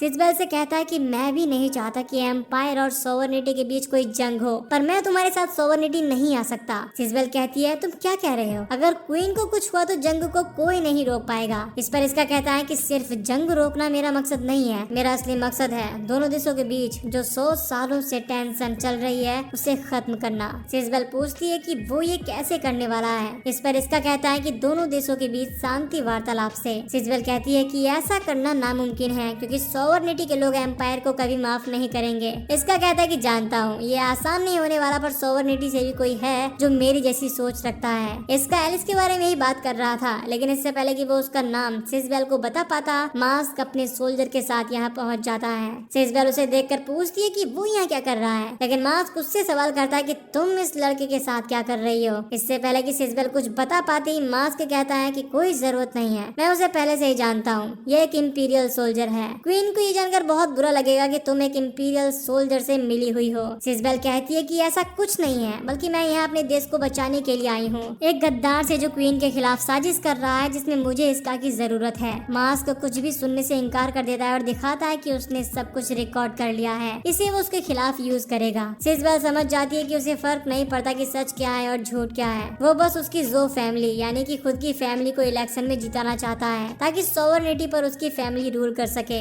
अब मास्क अपने सोल्जर से उसे पकड़ने का ऑर्डर देता है, जिसे देख सिसबेल भागने लगती है। उसके सोल्जर उसके पीछे जाने लगते हैं, लेकिन इसका उन्हें रोक देता है। तभी सिसबेल के सामने वही विच हंटिंग ड्रैगन आ जाता है जिसे एम्पायर ने भेजा था। इसका उसे देख पहचान जाता है कि ये एम्पायर का ड्रोइड सोल्जर है और सोचने लगता है कि ये यहाँ क्या कर रहा है। उसे रोकने के लिए इसका जाने लगता है, लेकिन मास्क उसके रास्ते में आ जाता है। तुम्हें क्या लगा मैं तुम्हें इतनी आसानी से जाने दूंगा? वो और उसके सोल्जर इसका पर अटैक कर देते हैं, जिन्हें वो डॉज कर लेता है। इसका मास्क को रुक जाने के लिए कहता है और समझाता है कि सिसबेल कोई गद्दार नहीं है, जिस पर मास्क कहता है कि सॉवरनिटी के हिसाब से सिसबेल का तुमसे बात तक करना एक क्राइम है, जिसकी वजह से उसे सॉवरनिटी की राजगद्दी के इलेक्शन से हटा दिया जाएगा। तभी इसका की टीम भी यहाँ पहुँच जाती है और मिस मास्क को देखकर पहचान जाती है कि वो वही बदमाश है जिसने उसे वॉर्टेक्स में फेंक दिया था। इधर विच हंटिंग मशीन यहाँ मौजूद सभी विच और मेजेस की एस्ट्रल एनर्जी डिटेक्ट करने लगती है, जिसमें मिस भी शामिल थी। लेकिन इन सब में सबसे ज्यादा एनर्जी सिसबेल इमिट कर रही थी, इसीलिए मैका उस पर अपना टारगेट लॉक कर लेता है। इसके बाद मास्क अपने सोल्जर को सिसबेल को पकड़ने का ऑर्डर देता है, लेकिन मेका के चलते सोल्जर उस पर अटैक करने लगते हैं। इसके बाद मेका सोल्जर को ऑब्स्टेकल समझकर अपने रास्ते से हटा देता है और सिसबेल के सामने आकर उस पर अटैक करने के लिए रेडी हो जाता है। मास्क लॉर्ड देखता है कि अगर मेका सिसबेल को खत्म भी कर देता है तब भी उसी का फायदा है। तभी जिन उस पर शूट कर देता है, जिसे देखकर वो जिन से कहता है कि तुम लोग सिसबेल को क्यों बचाना चाहते हो, वो तो तुम्हारी दुश्मन है। इस पर जिन कहता है कि मुझे उसकी फिक्र नहीं है, तुमने हमारी बॉस मिस को वॉर्टेक्स में फेंका था और यही वजह है कि मैं तुम्हारी धुलाई करना चाहता हूँ। तभी जिन और मिस पर मास्क के सोल्जर फायर अटैक करने लगते हैं। इधर मेका सिसबेल पर एनर्जी ब्लास्ट थ्रो करता है, जिसे इसका एन मौके पर आकर अपने शॉट से काट देता है। तभी नेने भी यहाँ अपने वेपन के साथ आ जाती है और इसका से कहती है कि उसे वेपन को रेडी करने के लिए थोड़ा वक्त चाहिए होगा। इसके बाद इसका मेका पर अटैक करना शुरू कर देता है। इसका एक के बाद एक काफी अटैक करता है, पर हार्ट सेल की वजह से उसका कोई भी अटैक काम नहीं करता। इस दौरान मेका सिसबेल पर अटैक करने की कोशिश करता है, लेकिन इसका उसे बचा लेता है। यहाँ सिसबेल उससे पूछती है कि वो उसकी मदद क्यों कर रहा है, जबकि उसने मना कर दिया था। इस पर वो कहता है कि मास्क एक बुरा आदमी है और मैं नहीं चाहता कि तुम्हें उसके हवाले कर दूं या ऐसे ही मर जाने दूं। तभी नेने बताती है कि वेपन अटैक करने के लिए रेडी है। इसके बाद वो अटैक लॉन्च कर देती है, जो मेका को डायरेक्ट हिट करता है। दूसरी तरफ जिन और मिस मास्क के सोल्जर से बचकर भाग आते हैं, लेकिन मास्क यहाँ पहुँच जाता है और जिन पर अटैक कर देता है और उसके हाथ को बुरी तरह जख्मी कर देता है। फिर वो कहता है कि अब तुम अपने इस हाथ से स्नाइपर यूज नहीं कर पाओगे। इस पर जिन कहता है कि मुझे इसकी जरूरत नहीं पड़ेगी। इतना कहकर वो उसे अपने दूसरे हाथ से गन से शूट कर देता है, लेकिन मास्क उसी रिकॉर्डिंग डिवाइस की वजह से बच जाता है। लेकिन सिसबेल के खिलाफ जो सबूत उसने रिकॉर्ड किया था वो बर्बाद हो गया था।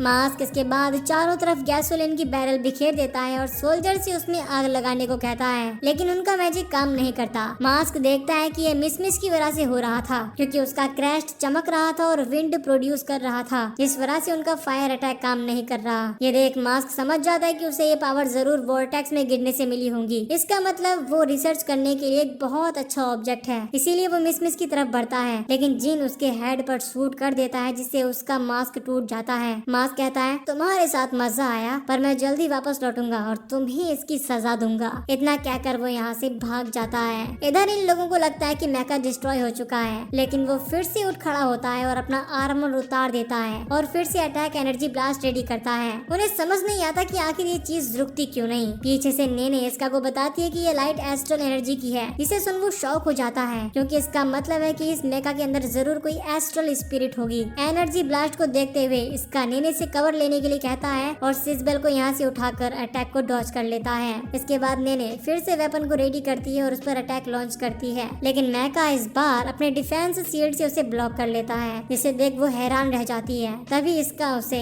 जिन और मिस के पास जाने को कहता है ताकि आसपास के लोगों को इवैक्यूएट करे। नेने उससे पूछती है कि तुम क्या करने वाले हो। इस पर वो कहता है कि मुझे इस मेका को रोकना ही होगा। मेका इन पर अटैक लॉन्च करने के लिए फिर से एनर्जी ब्लास्ट रेडी करने लगता है, जिसे देख सिसबेल इसका की मदद करने के लिए अपनी एबिलिटी से मेका के सामने स्मोक बना देती है, जिससे मेका कंफ्यूज हो जाता है और इसका फायदा उठाकर इसका उस पर अटैक करने में कामयाब हो जाता है और उसके हेड को फोड़ देता है। इससे मेका फाइनली गिर जाता है, लेकिन फिर उसके अंदर से एनर्जी निकलने लगती है, जो सिसबेल को पकड़ लेती है और एक बड़ी एंटिटी में ट्रांसफॉर्म हो जाती है। उसे बचाने के लिए इसका उस पर अटैक करता है, लेकिन उस पर उसके किसी भी अटैक का असर नहीं होता। लेकिन तभी एलिस आकर उस पर स्नो अटैक कर देती है। इसका उसे देखकर पूछता है कि तुम यहाँ क्या कर रही हो। एलिस भी उससे सेम सवाल करती है। फिर वो सिसबेल को बचाने के लिए उस एंटिटी को अपनी आइस वाइन से पकड़ लेती है और स्नो से इसका के लिए रास्ता बनाती है, जिससे होते हुए वो एंटिटी की तरफ बढ़ता है, लेकिन वो एंटिटी अपने आप को वाइन से छुड़ा लेती है। इसका एलिस से पूछता है कि आखिर ये चीज है क्या। इस पर वो उसे बताती है कि ये एक एस्ट्रल स्पिरिट है। ये सुन इसका कहता है कि आखिर एम्पायर इसकी मदद से क्या करना चाहता है। तभी वो देखता है कि एस्ट्रल स्पिरिट उनकी तरफ अटैक थ्रो करने वाली है। इसीलिए वो एलिस से अपनी शील्ड यूज करने को कहता है। एलिस उसके कहने पर शील्ड ओपन कर लेती है, जिससे वो उसके एनर्जी अटैक को इजीली ब्लॉक कर लेती है। लेकिन एस्ट्रल स्पिरिट इतने में नहीं रुकती, वो चारों तरफ तबाही मचाने लगती है। जिसे देख एलिस इसका से कहती है कि मैं राइवल के तौर पर तुमसे लड़ना चाहती हूँ, पर ये इस चीज के लिए सही वक्त नहीं है। फिलहाल हमें इस एस्ट्रल स्पिरिट को रोकना होगा। इसके लिए हमें फिर से एक साथ काम करना होगा। इसका इसके लिए मान जाता है, जिसके बाद ये दोनों एक साथ एस्ट्रल स्पिरिट पर टूट पड़ते हैं। अल्टीमेट अटैक बनाने के लिए एलिस आइस बॉल क्रिएट करती है। इसके बाद एलिस अपना endless fan and sword dance और इसका स्वॉर्ड अवेकन यूज करता है, जो एस्ट्रल स्पिरिट के एनर्जी अटैक को काटते हुए उसे हिट कर देता है। इसके बाद ये उसे खत्म करने में कामयाब हो जाते हैं और सिजबेल भी आजाद हो जाती है। दूसरी तरफ सेनेट को पता चल जाता है कि उनका विच हंटिंग वेपन तबाह हो चुका है। इसकी उन्हें बिल्कुल भी उम्मीद नहीं थी, लेकिन ये लोग अपने अगले प्लान पर काम करना शुरू कर देते हैं। इधर ये दोनों एक दूसरे को शुक्रिया करते हैं और एलिस ब्लश करने लगती है और कहती है मैं तुमसे फाइट नहीं करना चाहती। तभी सिजबेल जाग जाती है और एलिस से पूछती है कि क्या वो इसका कुछ जानती है और उसका इसके साथ क्या रिलेशनशिप है। इस पर एलिस बात टालते हुए कहती है कि मैं उसे नहीं जानती, पर सिजबेल कहती है अब काफी देर हो चुकी है, मुझे पता है तुम झूठ बोल रही हो। इस पर एलिस इसका को भी आंख दिखाती है और कहती है बताओ उसे कि हम दोनों एक दूसरे को नहीं जानते। ये देख सिजबेल कहती है अगर ऐसी बात है तो ठीक है, इसका मैं तुमसे कहना चाहती हूँ कि तुम मेरे सपनों की राजकुमार हो। ये सुन एलिस कहती है ये तुम क्या कह रही हो सिजबेल। इस पर सिजबेल कहती है कि तुम्हें इससे फर्क नहीं पड़ना चाहिए। एलिस इसका की तरफ देखती है और कहती है तभी इसका को उसके साथियों की आवाज सुनाई आती है, जो उसे आवाज लगा रहे थे, जिससे सुन वो इन दोनों को छोड़कर जाने लगता है। सिजबेल कहती है कि मैं तुम्हारा पीछा नहीं छोड़ूंगी। इधर इसका अपने साथियों से मिलता है, जिसे सही सलामत देखकर वो काफी खुश होते हैं। फिर हम रिसिया और नेमलेस को देखते हैं, जिन्हें पता चलता है कि इसका ने विच के साथ मिलकर वेपन को डिस्ट्रॉय कर दिया है। यहाँ नेमलेस रिसिया से पूछता है कि एम्पेरर कहाँ है। इस पर वो कहती है कि उन्हें बाहर गए काफी वक्त हो गया है, इसीलिए मुझे लगता है कि वो जरूर बाहर एंजॉय कर रहे होंगे। फिर हम सालिंगर को देखते हैं, जो आजाद घूम रहा था।